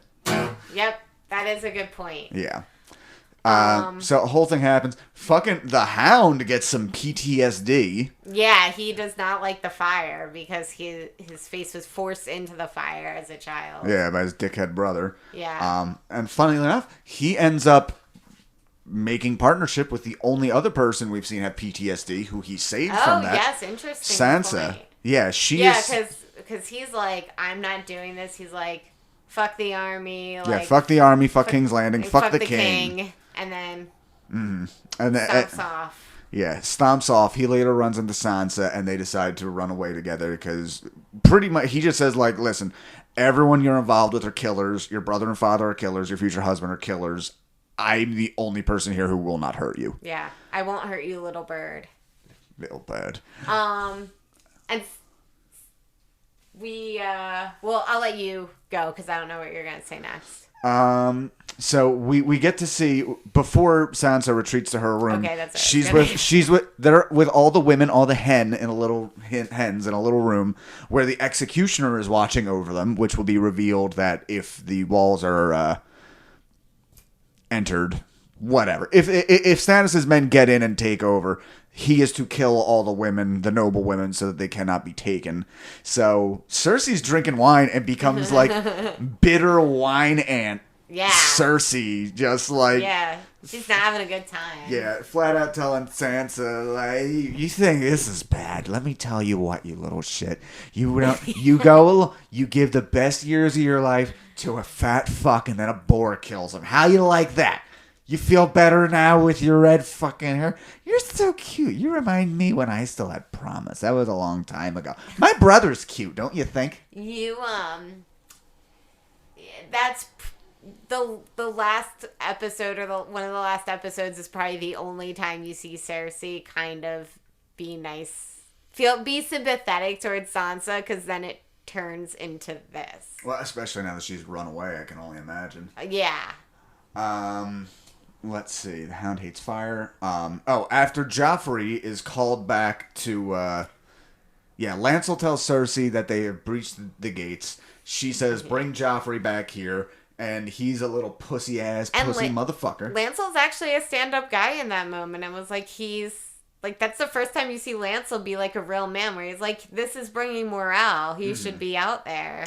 It really does highlight the whole contradiction that Cersei wanted nothing more than for Joffrey to be king, but doesn't want him to take any of the danger or daring do necessary to lead. Yeah, which, like, shouldn't Robert have just stayed king then?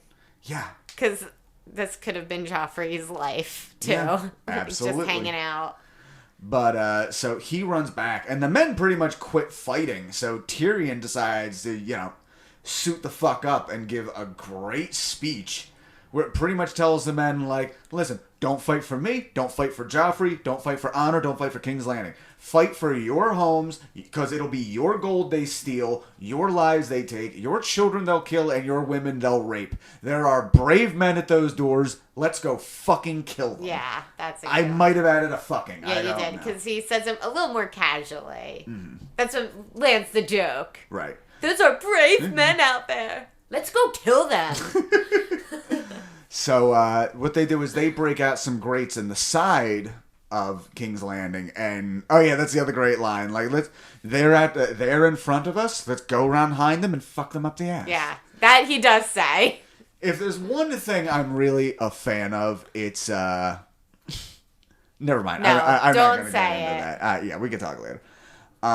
He ends up kicking ass, and like, cause they're like about to knock the door down, and he just goes and cuts off a dude's fucking leg and then stabs him in the face.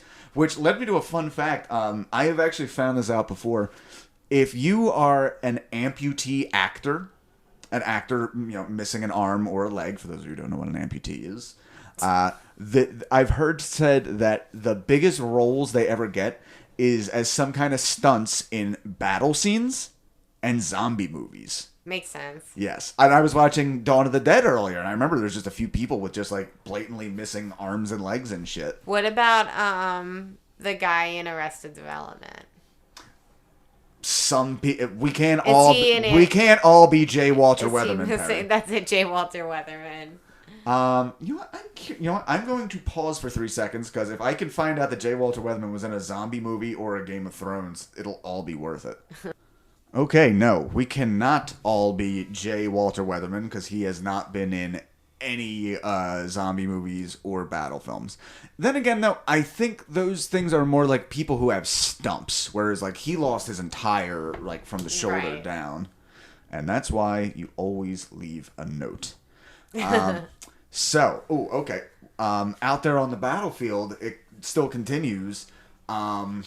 Out of nowhere, when Joffrey leaves, he tells the King's Guard, a specific guard, to, like, fight for me and my honor and carry the banner, etc. On the battlefield, he turns and slashes Tyrion on the cheek, like, to attack him. And then your boy, Podrick, what does he do? He comes up and kills him. Stabs him in the face, doesn't he? From behind. Like, right through the fucking cerebellum and out the old peepers there. And then, as he's on his side, Tyrion, he sees all of a sudden Tywin and his men cutting people down. That's right, yes. Tywin and his men show up out of nowhere. And while that's happening, Cersei's about to poison Tommen. Listen, Tommen, it's a bad world out there. We're lions. We're lions, little cub. And lions drink their juice like the mommy does. Yes, and right as she's about to poison him, Tywin bursts in and is like, we've won. And she drops the vial and shatters it. And we see Marjorie's brother, the Sir Loras. Rose Prince. The Rose Prince. So pretty much it looks like now that the other Baratheons... the Baratheon who was killed by the demon baby, it seems his troops have aligned with the Lannisters... And Marjorie is they're going to try to wed her to Joffrey. Right. So meaning Sansa is less important than ever to them. True. So the Tyrells are officially involved, and I'll just do a quick roundup of how we got here. Renly dies. Marjorie still wants to be queen. Littlefinger's like, I can make this happen. Meets with Tywin, and this is basically how he does it. We'll join. They'll join forces with you if Marjorie can be queen. And here we set the putsch into motion, I would say. There you go. I would say the episodes, even if you don't care, I'll say the episodes start to get more interesting from here on out.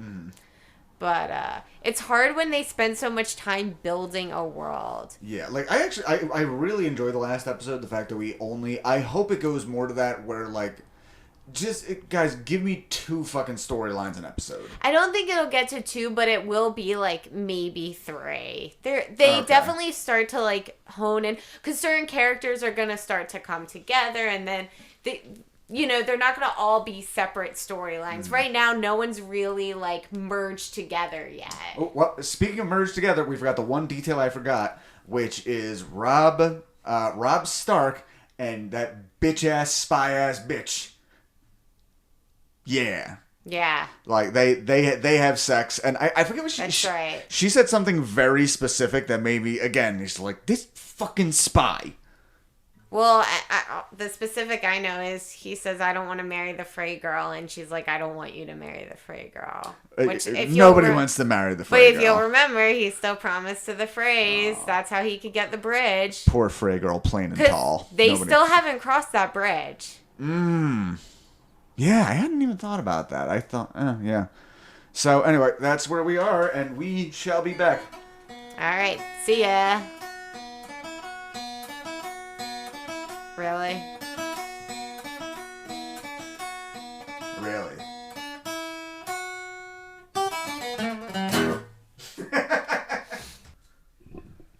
Hi guys, excuse us for a second. We were having a different conversation. So the difference between hot-wifing and cuckolding is cuckolding, you're getting off on the embarrassment. You're getting off on like, oh, he's fucking my wife in a way I never ever could. Whereas hot-wifing is still somebody else fucking your wife, but it's like, man, she looks so hot. She looks like a porn star. So it's literally the same exact action, but with different motivations, and you probably don't suck the jism out after with hot-wifing.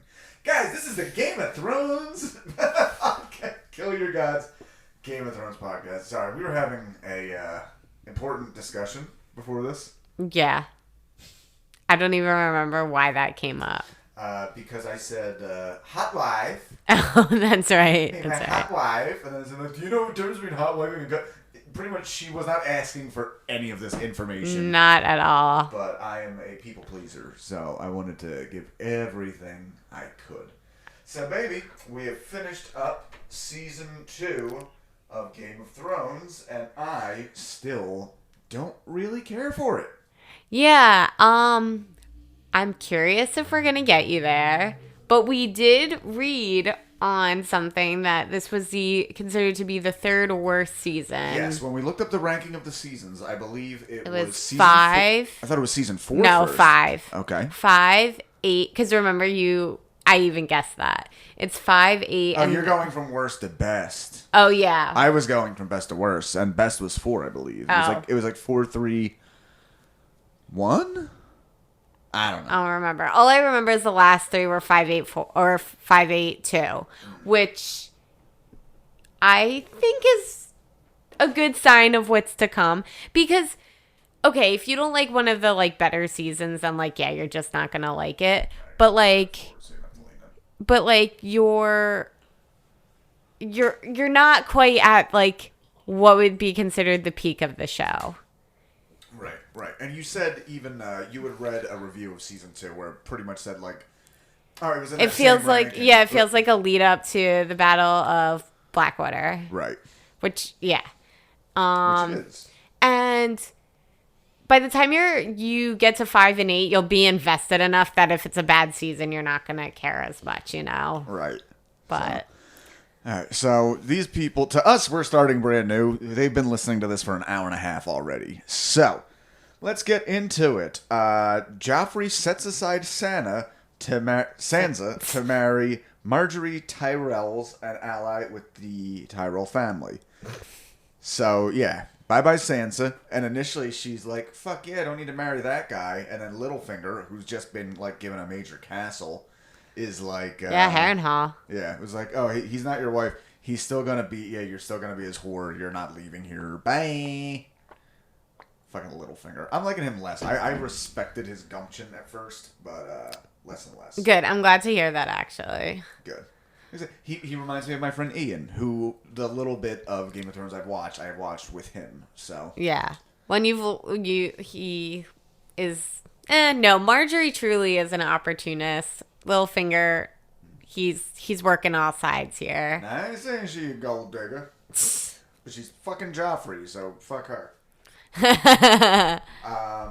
So otherwise we have Tyrion fears for his and Shay's safety after Tywin is named Hand of the King. That is probably the saddest thing for me. That Well, he's Tyrion... not named. He comes back and reclaims. Right, true. But the fact that Tyrion had this great moment where even Varys says... Varys or Varys? Varys. I was right and I doubted it. Even fucking Pinhead says that... Cue ball there.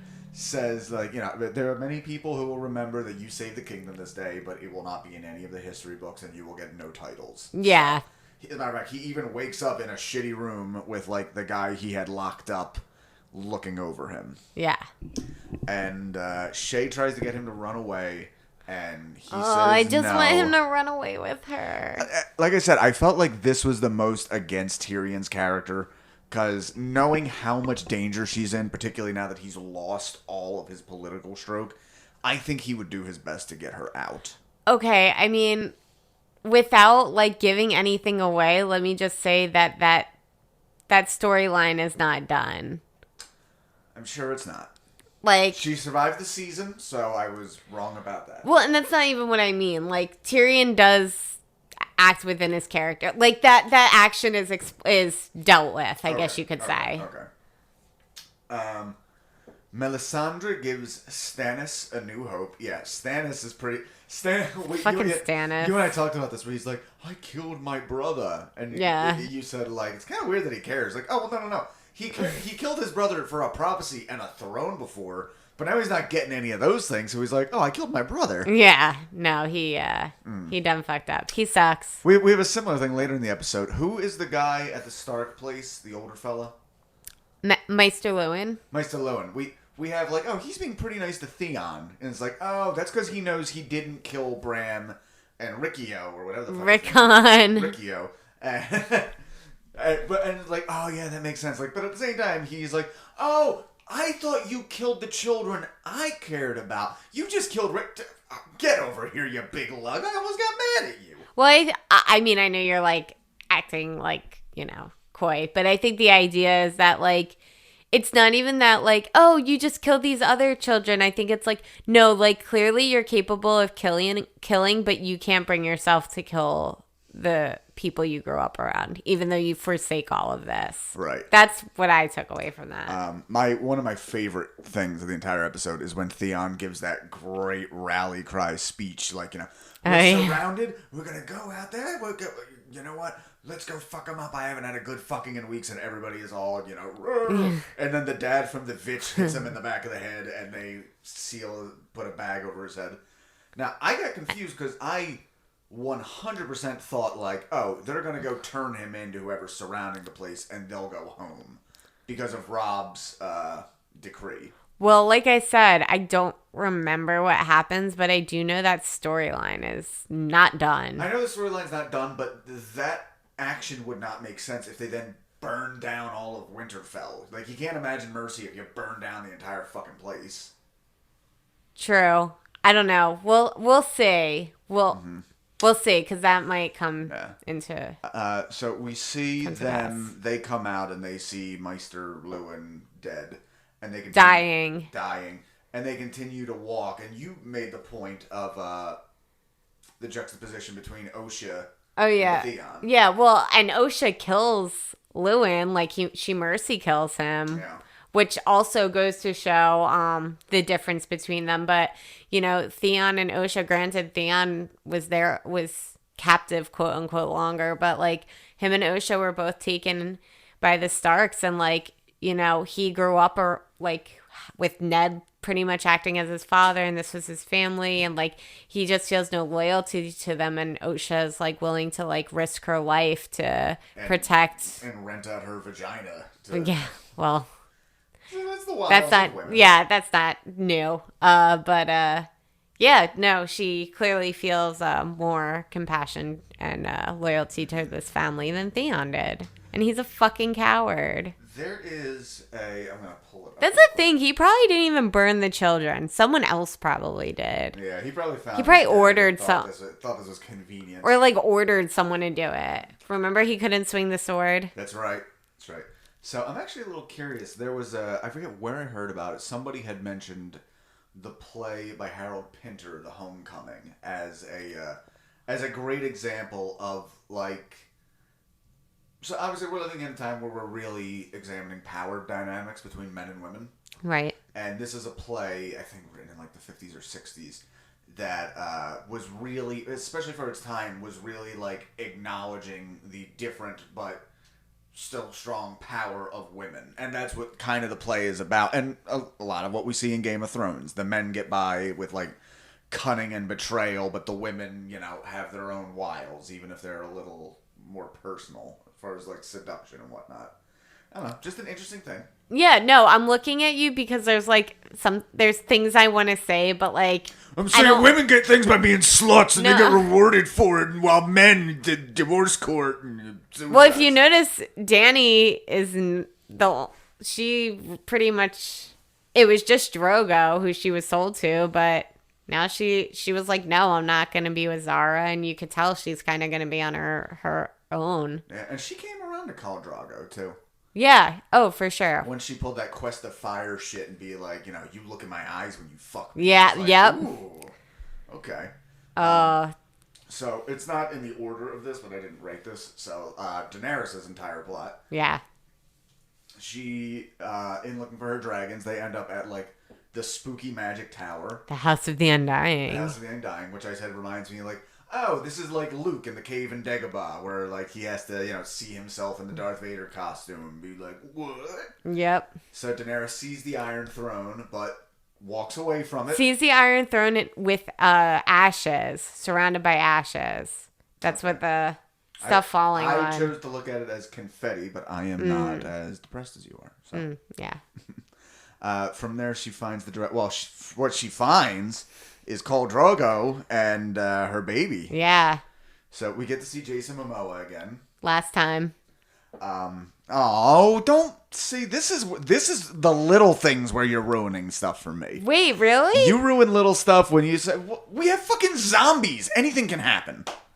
Oh. Not to mention, there is one character in this where you were like, oh, don't worry, she'll be fine. We see her forever and ever. Like, in a show where anybody can get their throat slit at any moment, it is kind of a spoiler to say. You're actually Sansa. You're actually getting the whole thing wrong, because I know what part you said I spoiled for you, and you don't even fucking remember the part. So clearly it's fine. Like I said, I just know that Sansa could get her throat cut at any I moment. didn't say anything about Sansa. But that being said, you even said that you didn't think Jason Momoa was like on it for that long, or like you already were messing. I knew he didn't make it to the end because, again, having never watched this before, I don't really know things about it. But having been alive at the time where it was the peak of pop culture, like, yes, I know, I've seen Cersei on so many fucking things that I know she's gonna last. Okay, well, heads up, the fact that Jason Momoa is not in this anymore doesn't fucking ruin anything. Okay. You're good. By the way, we were talking about Jason Momoa, and I pointed out to her that, like, it's weird when you see, like, these big buff dudes, is that there's two kinds of big buff dudes, and I think once you know the difference, you can tell. There are guys who have always been big buff dudes, like Brock Lesnar, whereas Jason Momoa was quite a delicate little twink, and you would have never seen this coming. So now, I will show to Perri, if you guys just want to look up young Jason Momoa so you can take part in this reveal, here is a young, shirtless Jason Momoa on Baywatch at 19. Oh, wow. Yeah. But, like, still buff. But he's sleeker, but you would not think that guy, he looks like, he looks like crazy. a fucking drummer in At the Drive-In. And you no, would not think that he would then be like fucking he looks that. like he'd be in, like, Sugar Ray. I think that might be a weird thing on my part, where anybody who's like slightly Hispanic or Polynesian looking and they're skinny, I'm like, sure, At the Drive-In. We'll call it a weird thing. Yeah, we'll call it a weird thing that I don't need to examine myself on at all whatsoever. Savage Dothrakis. I'm trying to keep it. What? What the hell do you want me to? Oh, I'll just ruin more plots for you, I guess. Brienne kills Stark soldiers after they recognize Jaime. Yeah, I don't like anything with the Jaime plot. Still, I don't think it makes sense for Catelyn to have done that. You're giving away your only fucking leverage to get your daughters back. Right, but I already explained. Maybe that was off, Mike. That I explained to you, like.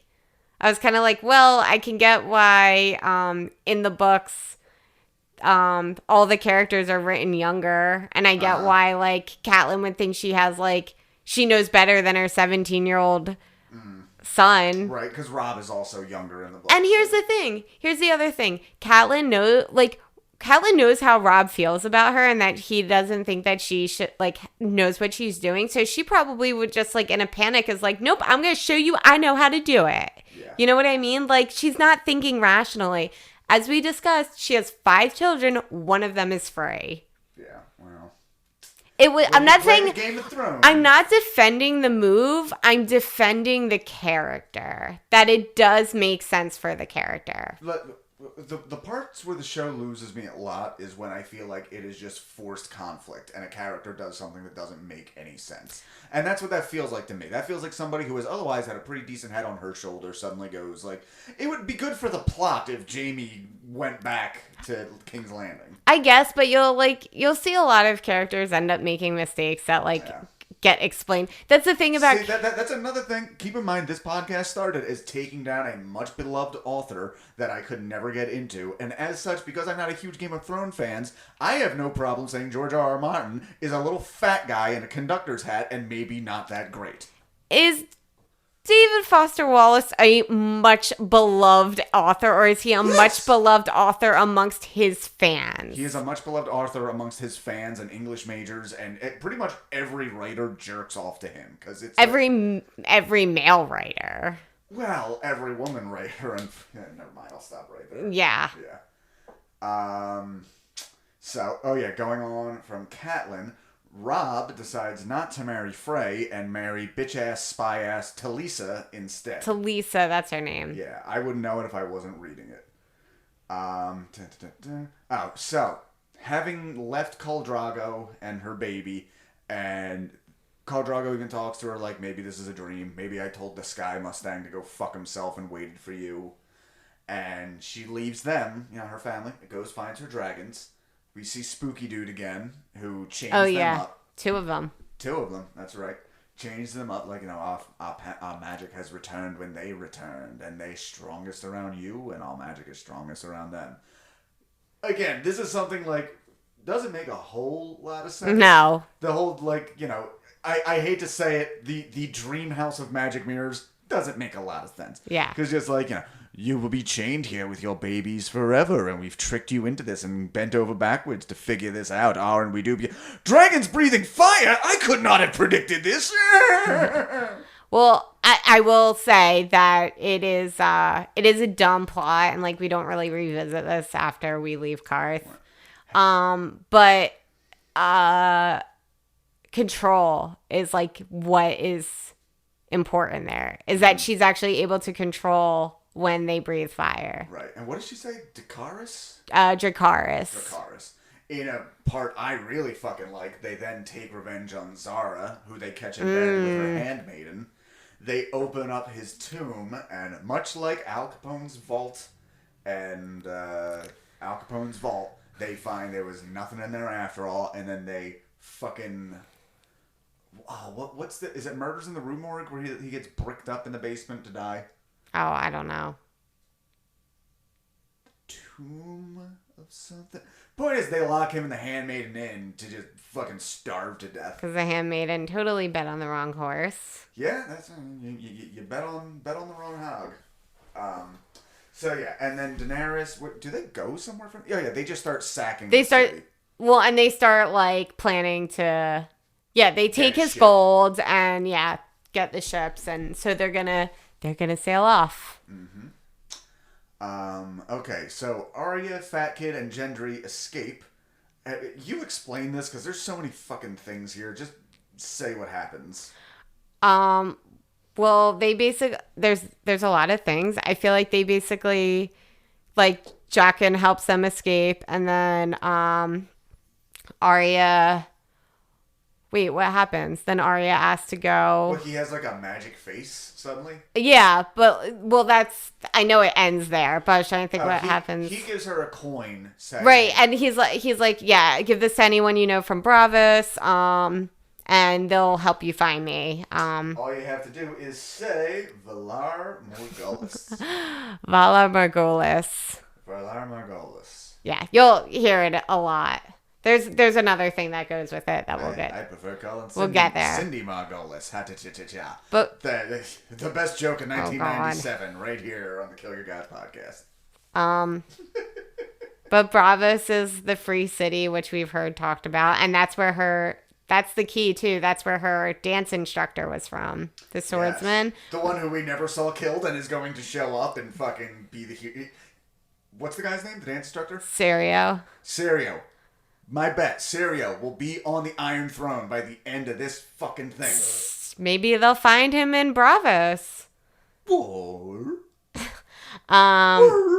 Oh God! I'm excited. Oh God.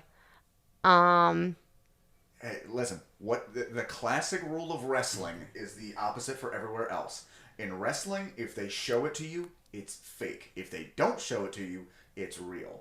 Again, something I learned from watching a lot of these types of shows, particularly that are long and multiple casts. If you don't see a fucking body, they are not dead. Oh my God! There's some times where like they really fuck with the casting and you don't realize someone is the same character. Yeah, that kind of weird. Only thing I knew going into this, actually, when they showed Khal Drogo for a second, I thought, that doesn't look as much like Jason Momoa. And then they came in on the close-up. Yeah. But obviously the Mountain gets famously recast. Several times. Right. But yeah, that does... but speaking of recast, yeah, so the dude has like a different face when he looks at her. Mm-hmm. So, yeah, so they depart. Mm-hmm. Also, something I didn't realize, Arya and Gendry's little fat boyfriend. Gendry. You know what the little fat boyfriend's name is? What? Hot Pie. Remember when I said he's like all about baking and shit too, and he talks about making bread and stuff? Mm-hmm. Maybe that has something to do with it. Yeah, no matter what the plot is, no matter what the genre, you can bet there's a little hungry fat boy in there. So, I think it was Brian Posehn, he actually made the joke, like, I would want to remake Passion of the Christ, only like just put like a little fat kid in there, like eating, I need chocolate for energy, whip. Ooh, is this a hip-hop album, or are you going to blow the bong right into the fucking microphone? Yeah. Yeah, get that shit. Smoke weed every day. Smoke weed every day.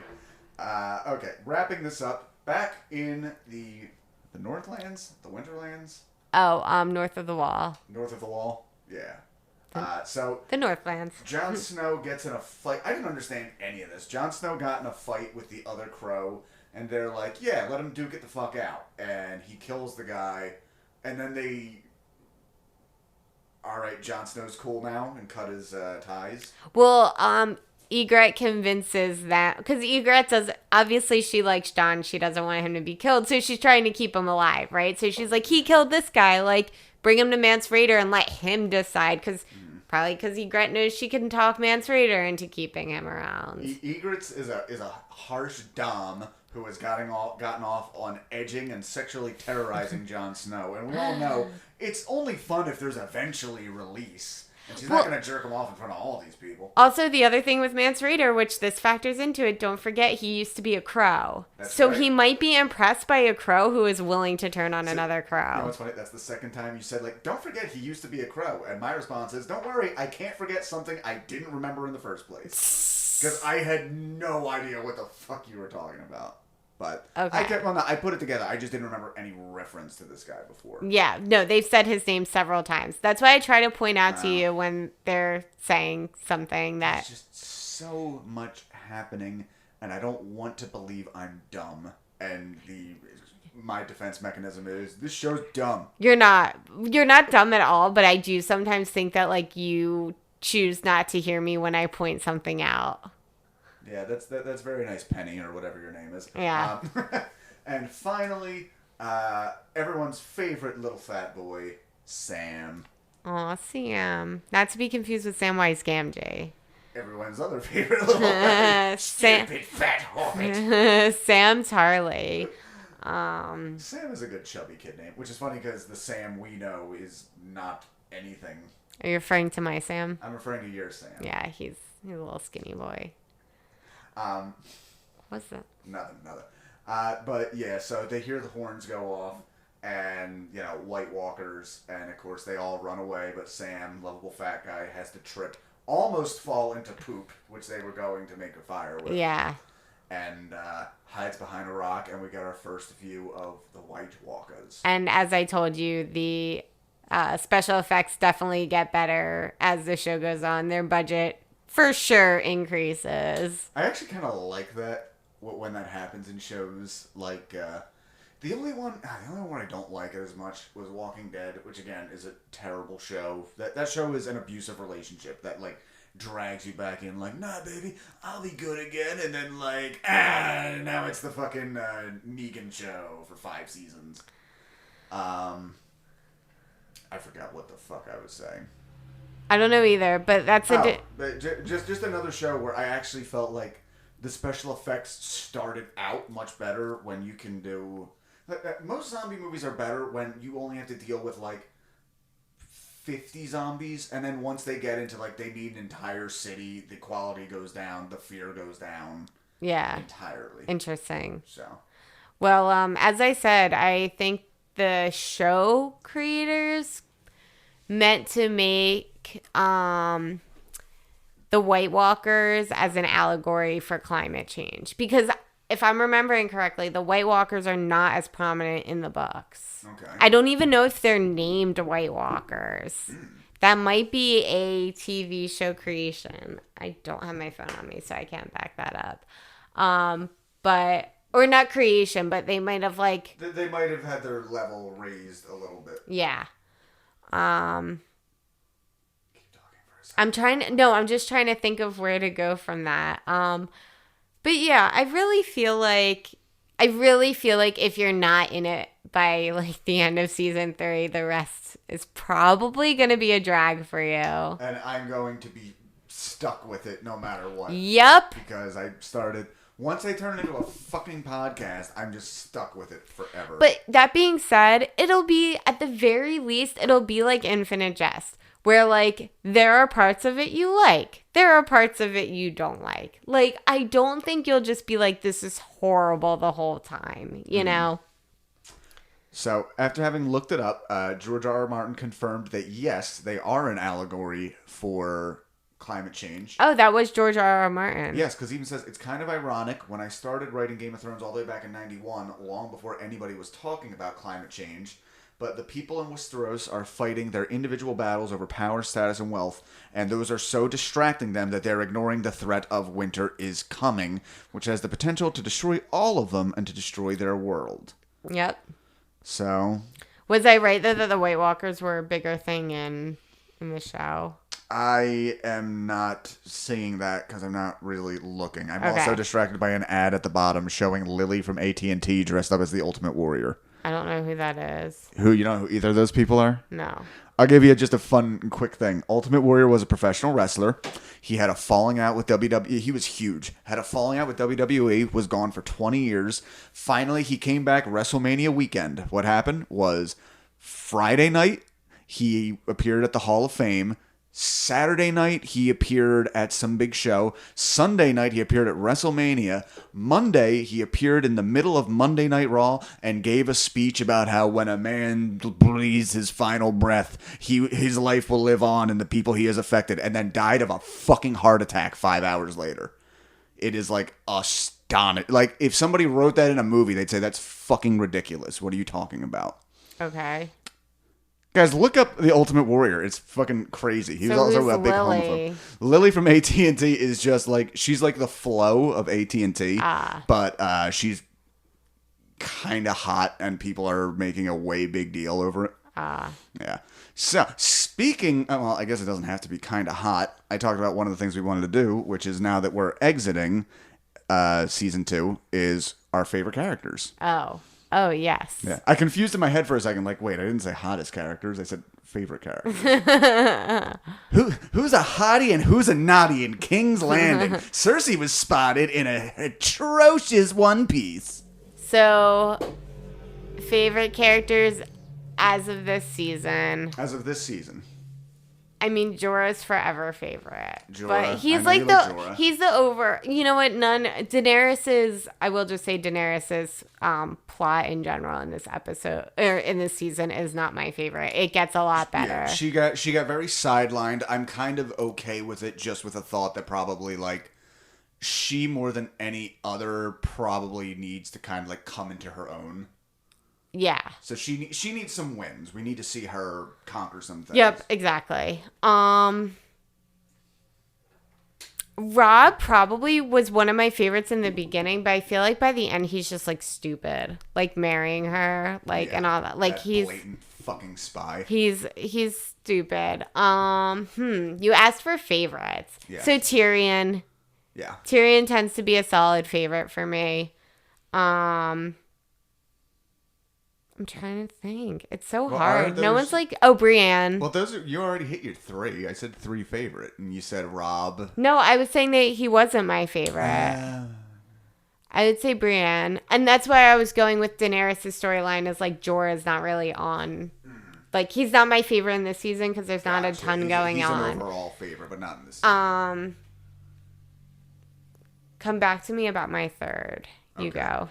Tyrion, number 1. Yeah. Tyrion had a great battlefield moment. Like I said, I think it was a little out of character to not try to protect Shay, especially knowing that he has no more influence in King's Landing. So we got Tyrion. Joffrey has to be an easy worst. Solid worst. Yeah, which I don't think that's surprising to anyone, because he's just a shithead. Theon is also a least favorite of mine. Theon has to be a least favorite of mine. The other in my least favorite is Catelyn. Because just fuck Catelyn. Catelyn as a character just kind of shit the bed and became, again, what I think, a different character for a lot of this season. Like, really just became from the one who, like, who fucking captured Jaime Lannister in the first place. Yeah. When you have to wonder if, like, if she's, like, losing steam without Ned, too. Do you know what I mean? Not that would, like, excuse, but, like, she's probably not as sharp as she was, you know? She's being ruled by emotion at this point. I think it's really hard for her. But, again, okay, so Catelyn is making bad moves, but Robb also fucking went and married her, effectively ruining the fray, the pact that Catelyn made with the Freys. Right. So, like, he's also kind of shitting on her and making dumb decisions where it's like, really? Like, you don't think this is going to become a problem at some point? The Starks seem like a lot of idiots, aside from, what the fuck am I going to say? Not Rob. Arya. Yeah. Like, I don't care about the two boys. Like, as a matter of fact, nor should Ricky-O feels like a vestigial tale to Bran. Yeah, he probably says like 8 words the whole series. Yeah, he says, "No, not you," and "Walnut." That's it. Like, great. You got two innocent working class boys fucking killed. You noble little shit over your fucking walnuts. Stannis is my other least favorite. Oh, I gotta put Tywin up there as a favorite. I like Tywin. I like Tywin's horse shitting right at the beginning of this. Yeah, that's pretty good. Shitting right in there. I mean, it's kind of showing who's the real cock of the walk going on here. I would say I like Varys too. Varys is cool. I can't dislike. I feel like you and I both made mention. It felt like we hadn't seen him for the entire season, and then he just shows up in the last 2 episodes. Yeah, and it's kind of hard to remember like where season 1 ended and season 2 began in terms of like those. Obviously, Ned dies at the end of, but you know, like those characters. It's kind of hard to remember where their storylines were. You know, so that makes it a bit of a challenge. But, yeah, I mean, I think there's some good shit coming up, personally. We'll see. I'll tell you what to look forward to. Look at Daenerys. She's, like, on her head. Oh, yeah. My little pop doll, Daenerys. So I have some ideas for, like, the next seasons that we're going to record. I want to have more, like, bits. One thing I would like to do that I had the thought of is there has been some things. My phone is listening to me right now saying Game of Thrones, Game of Thrones, Game of Thrones over and over again. and it's starting to give me merch shit, like advertising on Facebook, and Yep. oh my god, the horrible fucking, like, ooh, you know what your husband would like? How about a sweater that says, I play guitar, I pet Jimmy the doggy dog, and I know things. Fuck you and your fucking stocking stuffer garbage. I know Tyrion says the line at some point, like, you know, that's what I do. I blah blah blah blah, and I know things. Oh. And then it just gets turned into like Wildwood Boardwalk, like, you know, Jimmy's slut kind of merchandise. Yeah. So the worst Game of Thrones merchandise is something I would definitely like to do. That would be cool. Because, boy, there's a lot out there. My Funko doll's cute, though. Your Funko doll's cute. I like how they all have black, soulless eyes. Oh, yeah, that's the whole thing. Aside from Barb from Stranger... So there are 4 Funko Pops on our little studio desk here. It is Barb from Stranger Things, who is the only one with her eyes closed. Daenerys. Mark Hoppus. Daenerys is on her head. Yep. Mark Hoppus from Blink-182. Who's laying down. Yeah, history's greatest monster. And is that Dumbledore? It's Dumbledore. We're going to have to do Harry Potter at some point, because Yeah. I don't know.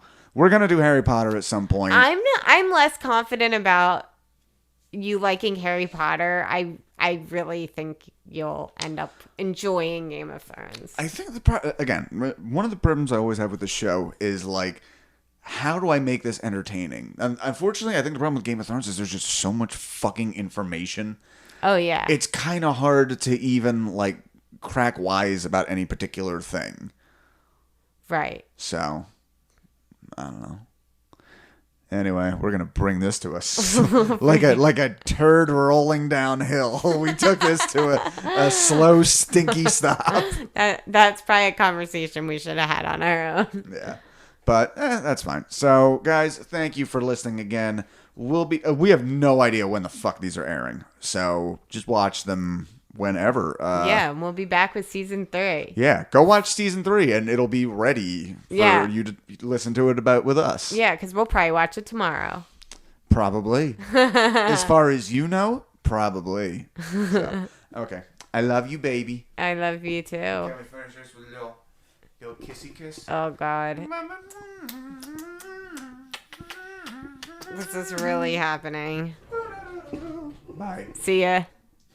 Hi, we're back for 2 seconds. I forgot. I love the Houndies, one of my favorites. Okay, bye.